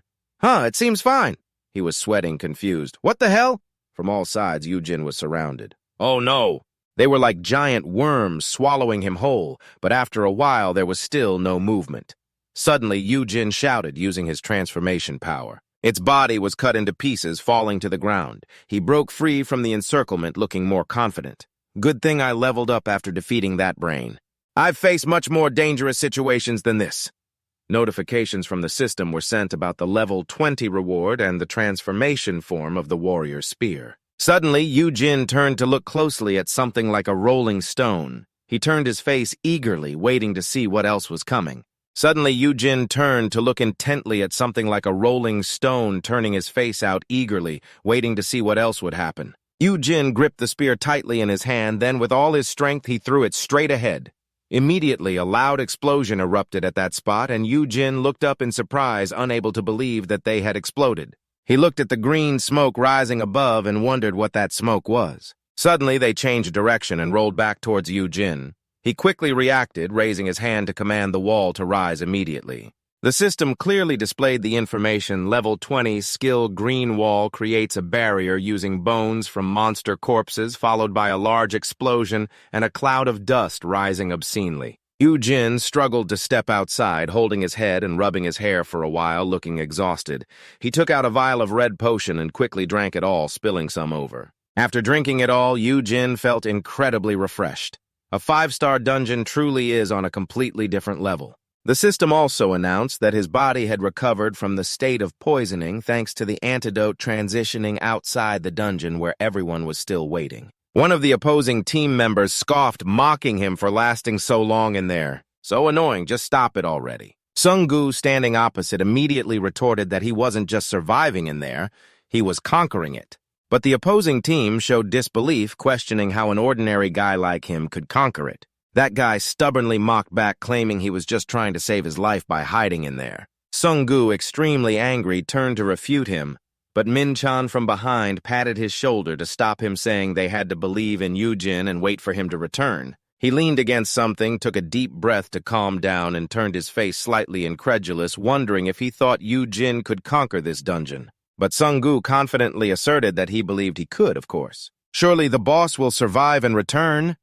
Min-chan moved closer, extending his hand curiously, asking him to tell them what skills Ujin had. He suddenly turned his face away coldly, emphasizing that he had nothing to say. He observed intently, feeling helpless. This kid was really stubborn. From the beginning, he had never revealed any important information. Min-chan turned to look at the dungeon, thinking that if Ujin survived, then his expression brightened, meaning South Korea had gained another A-rank awakener, the 11th one. Back inside the dungeon, the system announced a level up. You have reached level 27. After a few more strikes, the system announced another level up. Level up, you have reached level 28. In a short time, the system announced that he had leveled up 3 times. Level up, you have reached level 29. Ujin planted his spear down and sighed in relief. Just one more level and he could unlock a new summoning skill. The sun in the desert was still harsh and incredibly uncomfortable. Ujin persevered, walking forward. Just how vast was this desert? He still hadn't seen a stopping point when suddenly he opened his eyes wide in surprise. Ujin had discovered a castle from afar. It was the transition scene as he ventured deeper into the abandoned city. Lucretia. He looked up curiously, observing that he couldn't sense anyone's presence here. Was it truly abandoned? Suddenly, an unexpected attack appeared. Ujin quickly sensed the danger and deftly dodged to the side, avoiding the blow. Ujin covered his face, looking annoyed, wondering who the hell it was. Immediately, a voice responded. It was Naga, looking fierce, asking who he was and why he dared to offend this sacred temple. Ujin was still bewildered, not understanding what was happening. A temple. At that moment, Ujin realized it was this temple. No wonder it looked familiar. It turned out to be the shrine of the goddess Arya. Hearing the familiar name, Naga was surprised and asked back if he knew the goddess Arya. Ujin calmly replied, naturally, of course. How could I not know about the goddess Arya of Anfen? While in the middle of speaking, you suddenly turned to question why Arya's disciples invaded Earth. Could it be that Janet has defeated Arya? Upon hearing that, he became extremely angry and demanded not to involve our goddess. We only teamed up with Janet a little to punish the cultists. Ujin, surprised by this, asked back, and the Naga cult did not hesitate to quickly confirm it. He even bluntly and cruelly declared that we would punish the traitor. After fleeing to Earth, the nun caught wind of the information, and you began to suspect that the nun was on Earth. Ujin raised his spear, ready to threaten them, asking if they wanted to capture or kill the nun. I don't care about that, but I forbid you from touching Earth. You pointed your spear forward strongly, declaring just like how you protect your goddess and your temple. I feel the same way about Earth. Naga also raised his voice, lifting his weapon politely, saying, I respect your wishes. If that's the case, I will summon my comrades, then declared that we would kill you before entering Earth. Ujin turned around and was shocked to realize they were invisible. He turned back and sighed. It's a bit crowded back there. Ambushing others is my specialty after all. Ujin had to frown, reflecting that he did not sense their presence at first. Upon arriving, he looked up to confirm that he felt no existence here at all. But soon after, he was unexpectedly attacked. In the end, Ujin had to accept the truth that he would probably have to acknowledge their stealth skills were superior to his tracking skills. He looked at the overwhelming number of enemies and reflected that with his current skeleton army, it would be very difficult to fight them. After a while of contemplation, Ujin decided to use skill points to upgrade his summoning skill to level 20. Immediately, the skeleton army underwent changes, becoming sturdier and taller. They were immediately equipped with weapons, and the skeletons looked even more unusual. The system sent a notification explaining that the summoning skill had leveled up to 20, and the skeleton forms would change according to their rank. They now had shields and swords ready to confront. Ujin's tone became more confident. Even so, he gripped his spear tightly and smirked, declaring, I must fight to determine the victor. Naga also began to get excited, smirking as the monsters on this side initially displayed aggressive attitudes and the skeleton army charged forward with shields and swords. Two swords clashed loudly against each other, and the battle became increasingly intense and terrifying. Ujin turned around to see a sharp sword lunging at him, quickly reacting to attack from both sides. Suddenly, from a distance, three things rushed toward him. Ujin quickly jumped back to dodge the attack, nervously turning his head to see and looked up to see three figures hiding. He was immediately furious at these bastards. He quickly raised his hand to command the skeletons to attack, but he was faster hiding behind a wall. Seeing that he missed Ujin was extremely angry. He took that opportunity to stab him from behind, killing him. But at that moment, Ujin was quicker, calling forth a wall to shield himself. The smoke and dust flew up from the ground, and Ujin glanced outside cautiously. They showed no signs of yielding at all. He quickly distinguished the significant differences in rank between their side and his. But the biggest problem was that their forces were numerous and had an advantage in close combat. Ujin clearly listed the strengths of the opponents, not to mention that they could utilize the terrain for attack and defense, making it difficult for his side to approach them. Ujin clearly listed the strengths of the opposing side, not to mention how they utilized the terrain for attack and defense, making it difficult for their side to approach them. Ujin began to find himself in a disadvantageous situation. It seemed both Bibi and the minions were useless in the current situation. Although the minions seemed more useful, he looked around the battlefield, anxiously worried that their speed in eliminating his troops was even faster than their own in defeating the enemy. With such a disadvantageous situation, Ujin tightly gripped his weapon and made the final decision. There was no choice but to proceed. The scene shifted back to the real world outside. It had been 10 hours since the accident, but the barricade showed no signs of disappearing. The victim of the accident, Kang, was confirmed to be a C-rank awakener. They even had a reporter on site, and the fact that he was still alive was considered a miracle. The guild leader crossed his arms, watching with suspicion. Did he even go there just to get more famous? He stared intently, looking angry, having gifted the Warring Guild a 5-star dungeon. And yet he still dared to show his face here. Humph! When I get back, I will reprimand him at the scene. Min-chan brought over 8 food items to comfort him, saying, eat something while waiting. The minimum time to conquer a 5-star dungeon is 12 hours, but I don't know what the maximum is.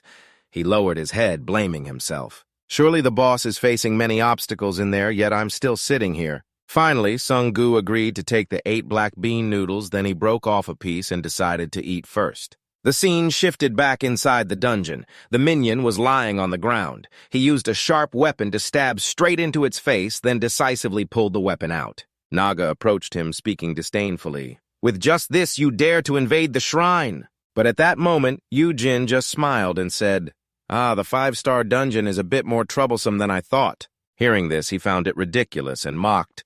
"You can still boast such words." But right then, Ujin confidently asserted, "It's not boasting." He stood up wearing a proud smile and took out an item saying, "Look, I've leveled up." Naga was suddenly blinded by the light and covered his eyes, exclaiming, "What the hell?" The surroundings began to change strangely. A gigantic hand slammed down on the ground, something with massive muscles rising up. Naga looked up in shock, unable to believe what he was seeing. Seeing it appear, Uzi quickly smiled. "Long time no see, Don Deep." He proudly rode on Don Deep's back, and the system simultaneously sent another notification. "Summon Golem! A sand golem has been summoned to a designated area." Ujin glanced down clearly, showing a smug expression, and without hesitation quickly ordered it to act smash it. The Deep City immediately slammed his giant hand down on the ground and turned back in panic, calling for reinforcements as the warriors assembled into formation quickly. But Ujin was not to be outdone, immediately ordering his subordinates to advance. He also roared fiercely, and the opposing legion readied their weapons, preparing themselves mentally. A loud commotion erupted right at the temple of the goddess, causing the space to become desolate and empty. Ujin grew even more confident as he approached closer. "Now it's just you left." Naga felt fear gritting his teeth in both fear and anger as he stepped closer, raising his voice in challenge. "Aside from numbers, do you have anything else to show me?" He was filled with rage and cursed back at the bastard. He didn't bother to argue anymore, swinging his spear up, not saying much, just smirking with a grin. Ujin raised his hammer using the transformation technique into hammer form, employing the skill of violent wind strike. Naga seized the opportunity, wanting to strike first to gain the upper hand. "Die." He grinned, not hesitating to shout twice, activating a sandstorm that rose in the vast desert. After a while of rampaging, the storm began to weaken. At this point, Naga could no longer hold on, and collapsed to the ground, coughing continuously, his mouth bleeding profusely. Ujin, seeing this pitiful sight, couldn't help but be impressed. "What a stubborn name. You still insist on proving to me that you are the final boss of a different caliber. Huh!" Naga gritted his teeth, extremely angry. "I never expected there to be someone this strong among the people of Earth." He still had no intention of stopping his abs bulging, but Naga transformed into a terrifying snake charging straight ahead. "As a devotee, I will definitely not die before completing my mission." But Ujin decisively swung a hammer, smirking with contempt, mocking that even at the brink of death he still had so much to say. The scene shifted back to the entrance of the dungeon outside. A large crowd was still sitting there waiting for news. Sung-gu was still focused on eating his black bean noodles, feeling extremely hungry. "So now that I get to eat this, it tastes so good." Even though the current situation suddenly had Ujin's voice ringing out, "Did you order my part too?" He quickly recognized that it was the voice of his older brother Min Chang, who couldn't believe the person in front of him was Ujin. The reporters all rushed straight in that direction. "There he is! Where's the camera? Quickly point the camera at them." Sung-gu ran over anxiously, asking about the situation. "Brother, are you hurt anywhere?" Ujin smiled, his expression calm, confidently affirming, "I'm fine." Suddenly he turned to John Hai, smirking, "You're still here." At this moment, Ujin began his act of questioning.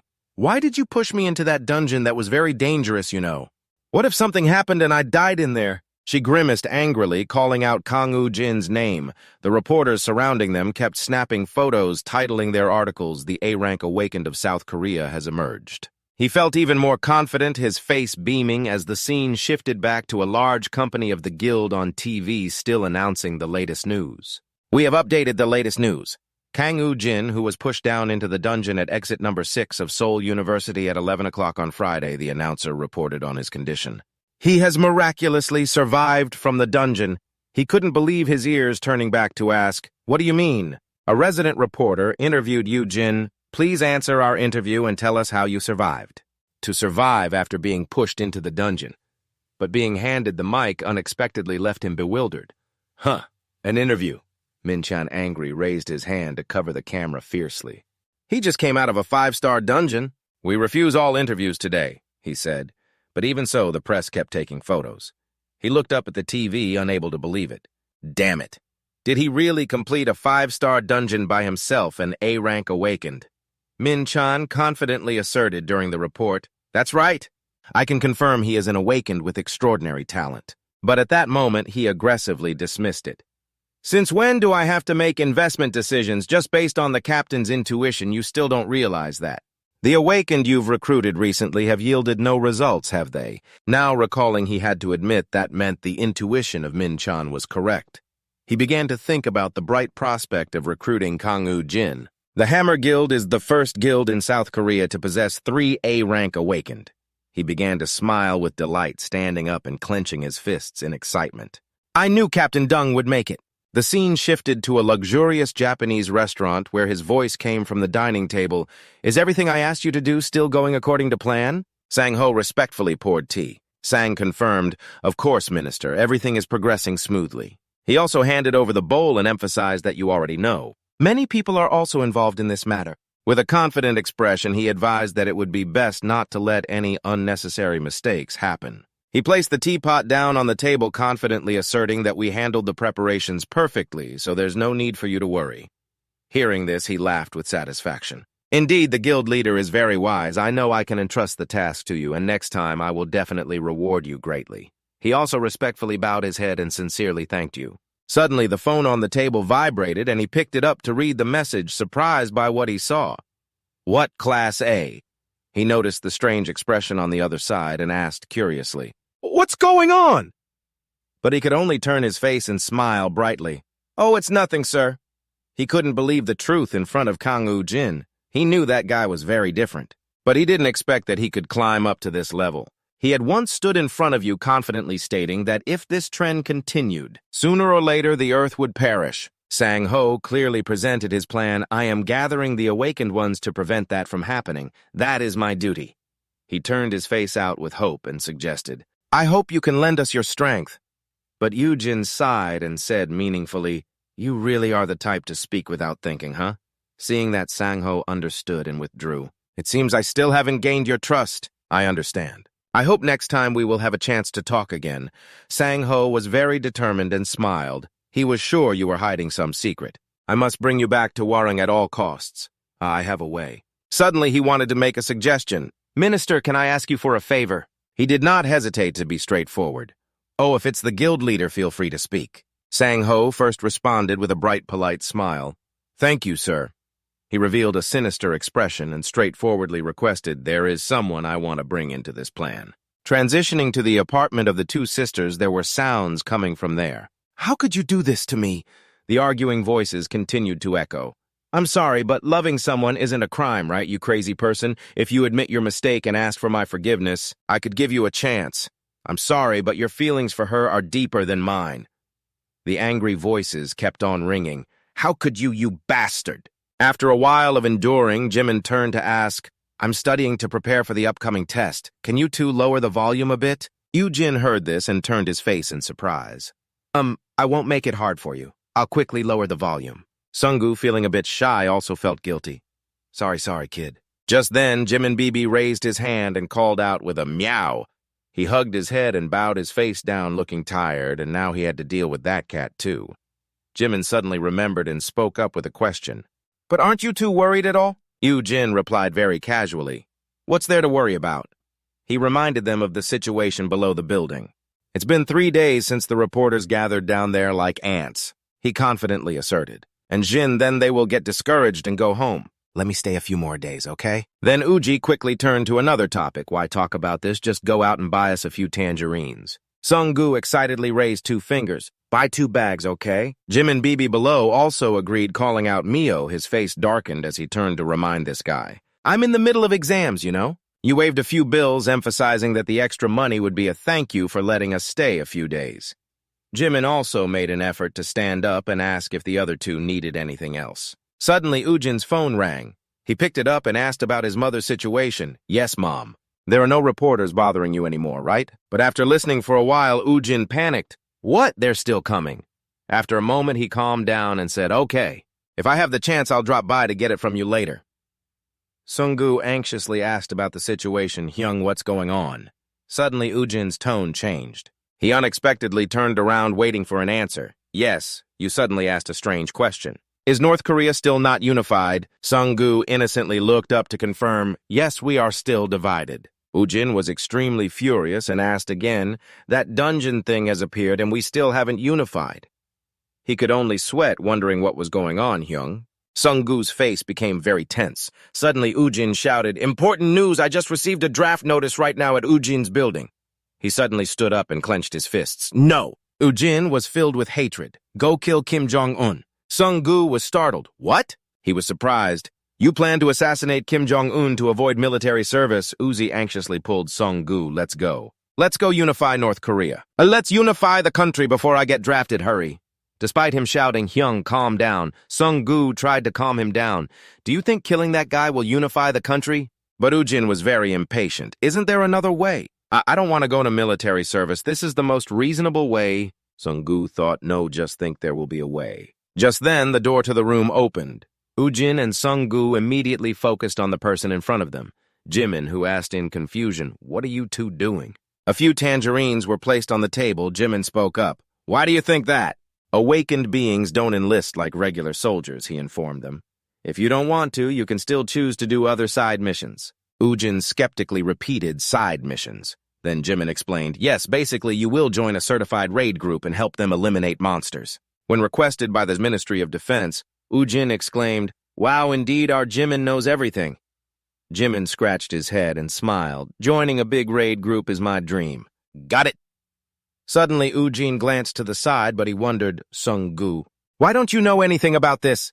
Someone shouted joyfully, Captain, I did it. Min is smiling brightly, having succeeded. Min-chan calmly asked, what's all the noise? What have you accomplished? Min announced, Ujin has agreed to meet to discuss the guild. Min-chan must be surprised, right? Min continued to assess. In other words, he is somewhat interested in our guild, isn't he? Min-chan recalled Ujin's previous words. So how do you two plan to help us? He responded, that's classified information that only our guild possesses. It's quite intriguing. Then came the day Min-chan asked, are you waiting long? What do you need my help with? That chain of events replayed in his mind, causing him to momentarily freeze before he grinned dangerously, of course. Indeed, the efforts he put in have paid off. Min couldn't contain his excitement. You've made a great achievement again, Captain. Min-chan indicated for him to be quiet, then stood up. I will report this to the chairman right away. Min declared, yes, that's right. Min-chan silently reminded himself, don't worry, Min-chan, I haven't lost my sharp instincts. Then he went to Ju-jun's office. Can I come in? Upon seeing Min-chan, he immediately asked, oh, our Captain Dung is here. Is the recruitment of Kang Ujin still progressing well? Min-chan confirmed, yes, actually he contacted us earlier. Ju-jun smiled excitedly. Oh my, that's great news! He praised, no wonder you're the Captain Dung, you did very well. Min-chan seized the opportunity. By the way, regarding the vice chairman I mentioned to you before, Ju-jun smiled. Oh, if Captain Dung has suggested it, then let's go ahead. He praised, thanks to Captain Dung, our Hammer Guild has successfully risen to the top among guilds in South Korea. The elevator is now displaying the second floor. Min-chan said as a final word, so I have your permission, right? Ju-jun affirmed, of course be careful. Someone burst out laughing. Secretary Kim, let's throw a celebration for the entire guild. Inside the Hemerald restaurant, it was a bit empty. Min-chan looked confused. Sorry, I think I misheard.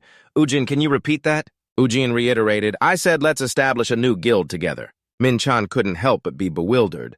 Aren't you wanting to sign up for our guild? Ujin replied, why should I go there? Captain Dung and Min should join us instead. Min-chan expressed, oh my, we rushed here thinking you were going to sign a contract with us, and now you're suddenly asking us like this. This is so awkward. Min immediately asked, so what's your salary? Ujin promptly revealed, 100 million won.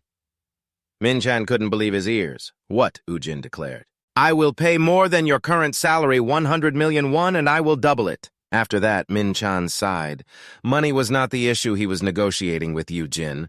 I am the captain of the Hammer Guild for those who are not part of the awakened community. So I am like an employee of the most reputable guild in South Korea. And I had to go through a lot of difficulties to achieve this team leader position. Min-chan awkwardly spoke up, so I cannot simply trade guilds for money like that. But Ujin assured me that my guild would grow even stronger than the Hammer Guild, so I hope you both can become founding members of the guild. After our conversation with Ujin, Min-chan was on his way back when Herman suddenly announced that the captain would leave the guild.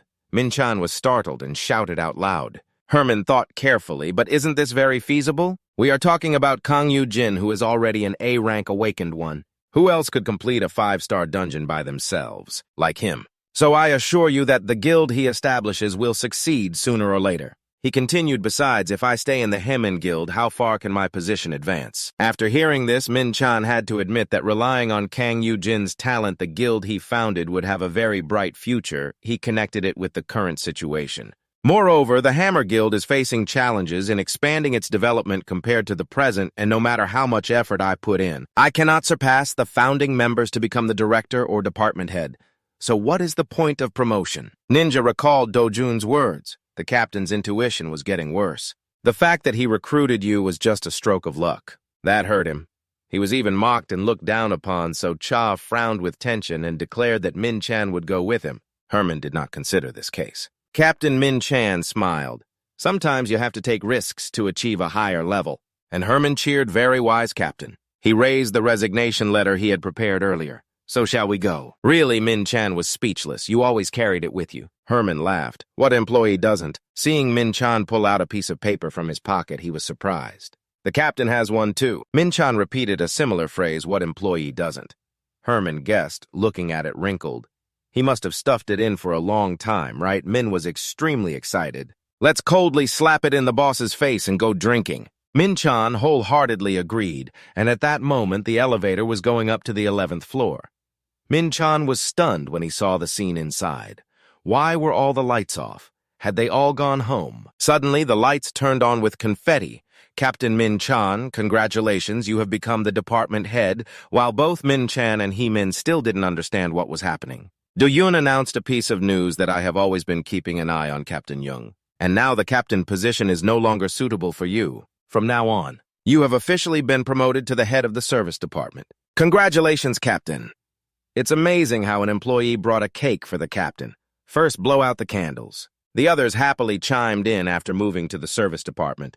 Don't forget us, okay? Captain, congratulations on your promotion. Only Min-chan found himself in an awkward situation as Do-jun loudly called for everyone to applaud for our head of the service department. You too, Min-chan. The negotiation genius has successfully returned after a fantastic deal today.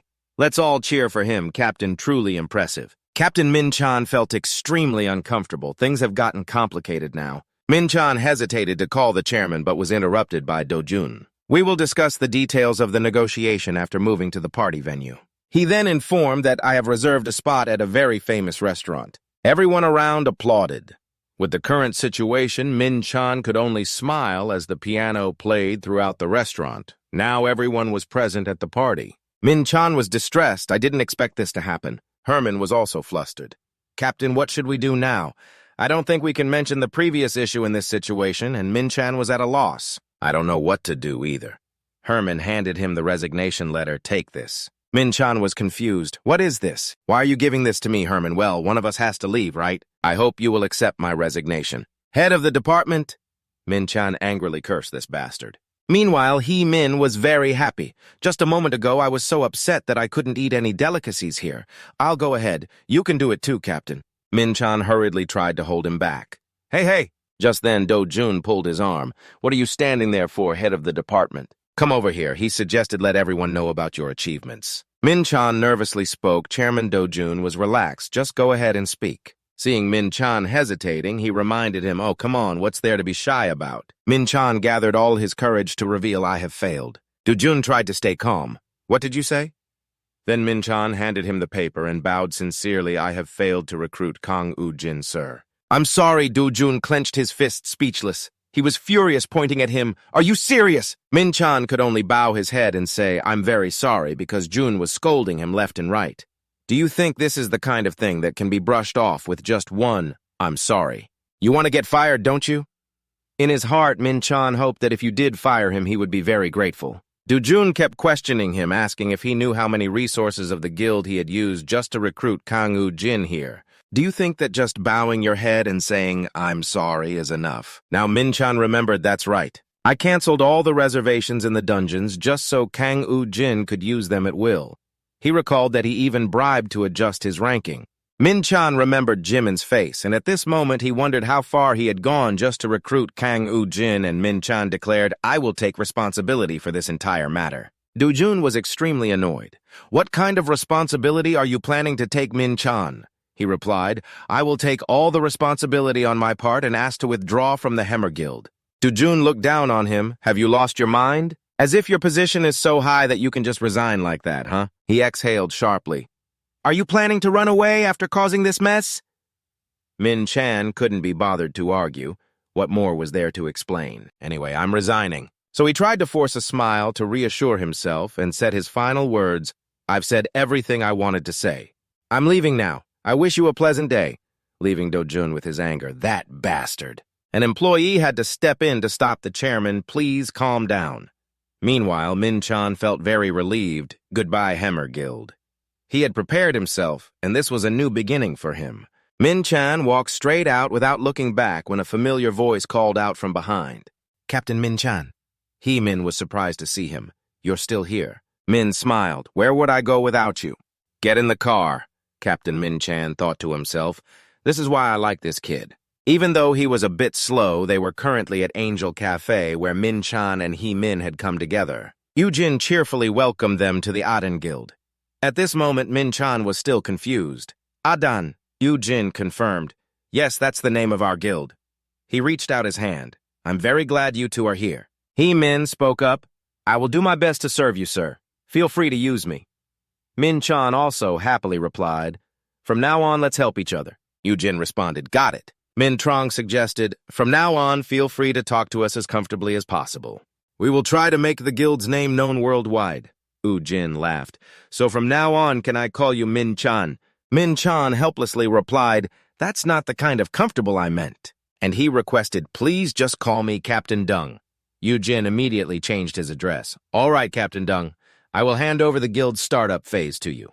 "Get ready," Min-chan replied. "I understand. I will take care of that." Ujin suggested, "Great, we should have a drink today, right?"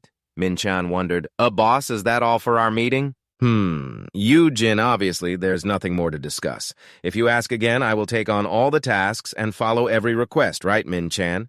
You think I just need to name the guild, don't you? What else is there to do? But inside, he was worried if it would be okay. When in a guild with such a nonchalant name for the boss, Min-chan sighed inwardly, starting to feel the pressure. "Ujin is in a good mood today, so let's have barbecue, right?" Sung-gu agrees. "That's right, bro. I know a great place for grilled beef, but Min-chan is still worried." "Is my choice to resign right or wrong?" Suddenly, Min-chan called out.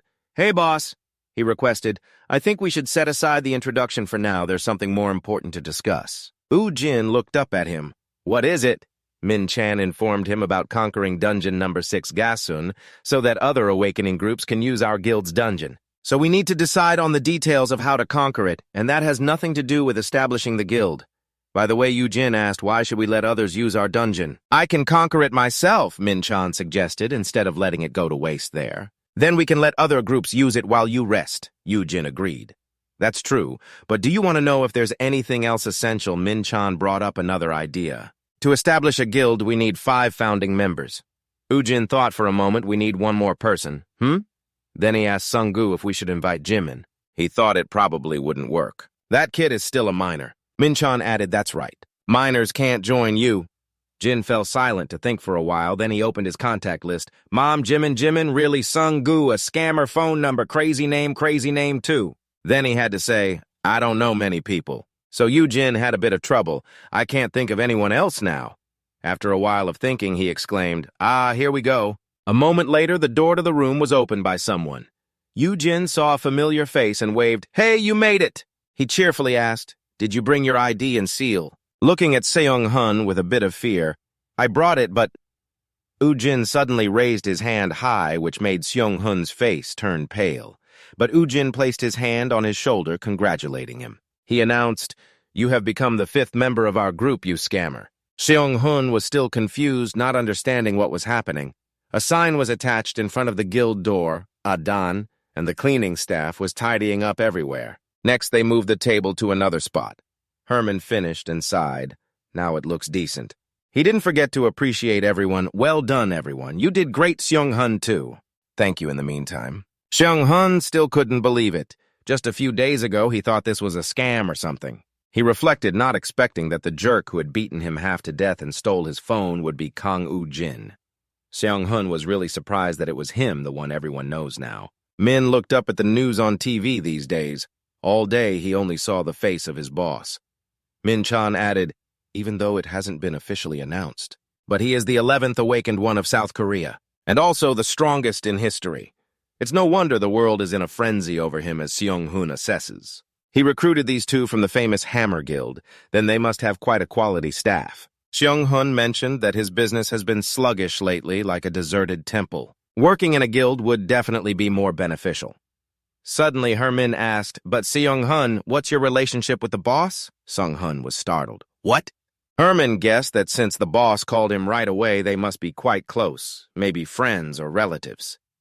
Seung-hun could only scratch his head awkwardly. Yeah. But the truth is, he didn't say that he rushed here because he was afraid of getting beaten up like back then. Right. But why did he call me here to join them? Is it because he feels guilty for hitting me before? At this moment, Ujin also walked in. Wow, what a beautiful office. They immediately shouted, the boss is here. Min-chan quickly asked, boss, you've had a hard time, right? Has the strategy for conquering the dungeon been completed? Ujin indicated that it was generally fine. Then he revealed that Sung-gu was the one who worked the hardest. Seeing Sung-gu's distressed state, Min-chan asked, Sung-gu, are you okay? He-min added, wow. Even if the conquest is settled, there are still many other plans to make. After all, it is a 5-star dungeon. In the end, Sung-gu was too tired and fell asleep on the chair. He-min could only stand and watch something white fly out of his mouth. I think he needs to receive more rewards. Finally, feeling too exhausted from the fun, he fell asleep on the chair. Hemin could only stand by and watch as something white flew out of his mouth. I think he needs to receive more roses. For example, a mental support fee, perhaps. In the meeting room, Ujin spoke up, all right, everyone, please sit down. He was serious. We need to discuss the most important matter. Immediately after, Ujin called team leader Min-chan, who promptly responded, yes, boss. Ujin pondered, what position should I give you? Min-chan was surprised by this remark. What Ujin expressed his opinion, even though our guild only has a few people, I think we should assign each person a position that matches their abilities. If anyone has a preferred position, just let me know. After hearing this, Min-chan felt like he had been struck by lightning, and even Min was surprised. A positioned Sung-gu who was sleepy had to wake up after hearing this. Seung-hun was taken aback. Do we get to decide our own positions? Seeing their expressions, Ujin wondered why everyone was so quiet. What positions are usually available in a guild? Team leader Min-chan shared, usually there are 2 categories of positions. One for awakened ones and the other for regular employees. Awakened ones will take on roles like administrator, commissioner, and vice president, but that's not important. He clarified that what matters for awakened ones are the details of the terms in the contract, such as the percentage of commissions they receive after each dungeon conquest, or the base salary, etc. After hearing this, Ujin immediately asked, I understand now. Sung-gu, what position do you want? Sung-gu exclaimed in surprise. What? Then he scratched his head foolishly. Well, I've been your manager for about a year now. Then he scratched his head foolishly, realizing that he had been his manager for a year now. Ujin has appointed you to be the director. Sung-gu is surprised again, the director. Inside, he feels happy that he is only 21 years old, but has already become a director. Ujin adds that the director collects trophies and Sung-gu sits in a corner dejected. Min-chan and Herman feel sorry not expecting such a director position. Just call the kid director then. Ujin asks, what about the departments? What areas are there? Min-chan lists. There are management, accounting, sales, support, and management. And Ujin thinks, what about the other 3 people? Suddenly, he calls out loudly. Team leader Min-chan declares, and then Ujin announces that he will be the general director. Min-chan smiles brightly, I will do my best. Ujin continues, He-min, what about you? He-min suggests, let me be the head of the support department. Ujin agrees, okay. He asserts, I will dedicate myself to the company. Then Ujin looks at Seung-hun, and unexpectedly he wonders why he is still here. This confuses Min-chan. Isn't he one of the founding members? You said he is the fifth member, right? Ujin explains, I just want to borrow his name. He is the fifth member on paper. Seung-hun looks confused how now suddenly Ujin chuckles softly and announces that since he is already here, I will give him a suitable position then. After assigning the position, Min-chan still wonders, but boss. He asks, how will we recruit new employees? Ujin asks back, why do we need to recruit new employees? Min-chan is surprised again, what? Then he explains that for the guild to grow strong, we will need more awakened ones, so we need to recruit more employees. Suddenly, Ujin places a draft on the table, making them confused. This is because of conquering the dungeon. I am exempt from military service. We don't need to add people to get it. Now, Min-chan understands this is the reason he established a guild. If he just needs to be exempt from military service, he could join the Hammer Guild. He imagines a bright future. If he agrees to do that, he could enjoy the life of a department head. In his fantasy, Min-chan sits on a department head's palanquin, shaking make way. Ujin suddenly speaks up, startling him. Why so quiet? Min-chan shares his opinion. I still think we need a few more employees. Hearing that, Ujin agrees. Oh, really? All right, then, you handle that. Besides, he adds that the work of the support department will also be handed over to the general director. And Ujin thinks that's fine, right? Min-chan hears the order, yes. He wonders if he entrusts all the work to him because he trusts him, or because that pile of work is too complicated. The weather today is beautiful in the city. Someone is watching the news. Oh, Ujin has appeared as an A-rank awakened one, the 11th in South Korea, Kong Ujin. Who is that person? It's surprising that he has become famous now. Breaking news. Kang Ujin has established his own guild named Aden, and the management department is reviewing his application. He is an awakener of rank A, number 11, Kang Ujin. What does the number 1 awakener, Kong Chun, think about the rising rookie Kang Ujin from South Korea, who is Hong Sung-gu, the guy who frequently appears beside Ujin? An interview with Ujin's teachers from the school he used to attend ranks the news about Kang Ujin. What are his true abilities? The Aden Guild is founded by Kang Ujin himself. What plans are underway? Let's explore Kang Ujin's soul, summoning abilities, and analyze the power dynamics between Kang Ujin and Kang Chun. Ji-won exclaims, wow, she's amazing. She can't help but admire him. This is the person I once had the chance to drink with. Ji-won reminisces about a previous meal. Ujin is very relaxed and cheerful while Ji-won has dozed off. Ujin gently glances at her, touching her head. It's okay. She is still as beautiful as ever. Ji-won jolts awake after her memories, reminding herself, oh my, come on. What was I thinking? Ji-won's gaze suddenly freezes as someone yells loudly, startling her. Ji-won speaks up. Are you two back? Her younger sister snaps, hey, sis! Ji-won feels a bit embarrassed. What's wrong? Even in the room you should wear a hat. This room isn't just yours, he says correctly. Sis, be a little more considerate. You scared us all. Ji-won softly replies, okay, I understand. Sorry, you two. Her rough younger sister says, we're going outside for a bit. Those two girls keep criticizing me. I need to save some money and move out of the dorm. Every time I see her, I feel like jumping out of my skin. Keep it down. I can hear you. I can't hear anything. It's not like what I said was wrong. Those words truly hurt Ji-won. She shouldn't have gotten her hopes up. Right now at the bus station, the bus has just stopped. Jimin, walking while focused on his phone, wonders if she will be surprised to see him in front of the company. Isn't it just the right timing? I just finished my tests, and Ujin just got home. Jimin sends a message. Hey sis, you're coming home today, right? What time will you finish work? He tells himself he will have dinner with her and spend some quality time together. After a while, the sky is gradually turning to evening. Jimin has been waiting for a long time. She is a bit late. At the same time, two girls nearby are gossiping. Did you hear? I heard she flirted with quite a few guys before getting that burn. They keep judging. Really, I thought she would be the quiet type, but it seems that's not true. Quiet, not a chance based on her current appearance. Right now, the guys hate that they can't just run away from her. They were talking so loudly that Jimin couldn't help but hear me, just imagining it in my head, really at another place where the sky is sunny at sunset along with a vast desert. Sung-gu is busy doing something. Once he finished, he announced, I've gathered everything. Ujin looked at the pile in front of them. They were all ordinary items, some useful artifacts that no longer appeared. Sung-gu informed that the drop rate of items had indeed decreased. While the number of attacks on the dungeon had increased, Ujin also agreed, yeah, we've taken everything we could from that dungeon. Then he took an item out of the storage bag. Right now, outside the city, everyone was bewildered looking up and seeing Ujin. They shouted loudly, it's Kang Ujin. Has he completed the raid already? It hasn't even been 4 hours.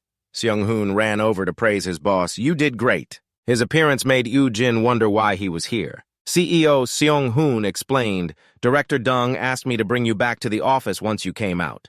Ujin continued to ask, where is he? CEO Seung-hoon thought, I believe it's because the guild has been licensed, so he went to the general office. He said he would return to the office later.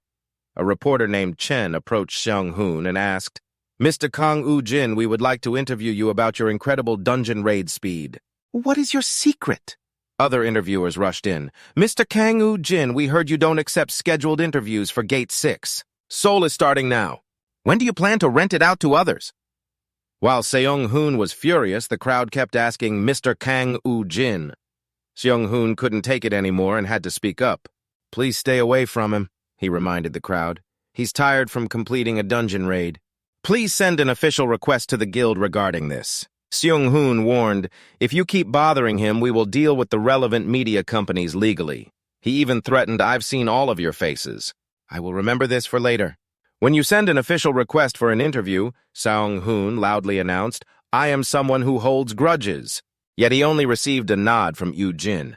Then Seung-hoon softly said, Boss, please wait a moment. I will bring the car. Ujin replied, all right. He looked up at Seung-hoon and wondered why when he hit him he just stood there. From the beginning he had been a fierce person, right? Sung-gu also wondered, hey, how do you know Seung-hoon? Ujin asked him back, him. He revealed, he sold the phone to you while Seung-hoon was running and gritting his teeth in anger. Damn it, he recalled Ujin's announcement. Welcome, you are our 5th member now. The frustration within Seung-hoon was rising. He had been wondering why he hired him. Then Ujin asked, but why is he still here? Seung-hoon wondered if he just wanted to borrow his name. He promised himself even closing the shop because he had misunderstood everything, now that things had turned out this way. I have to stay in this guild at all costs.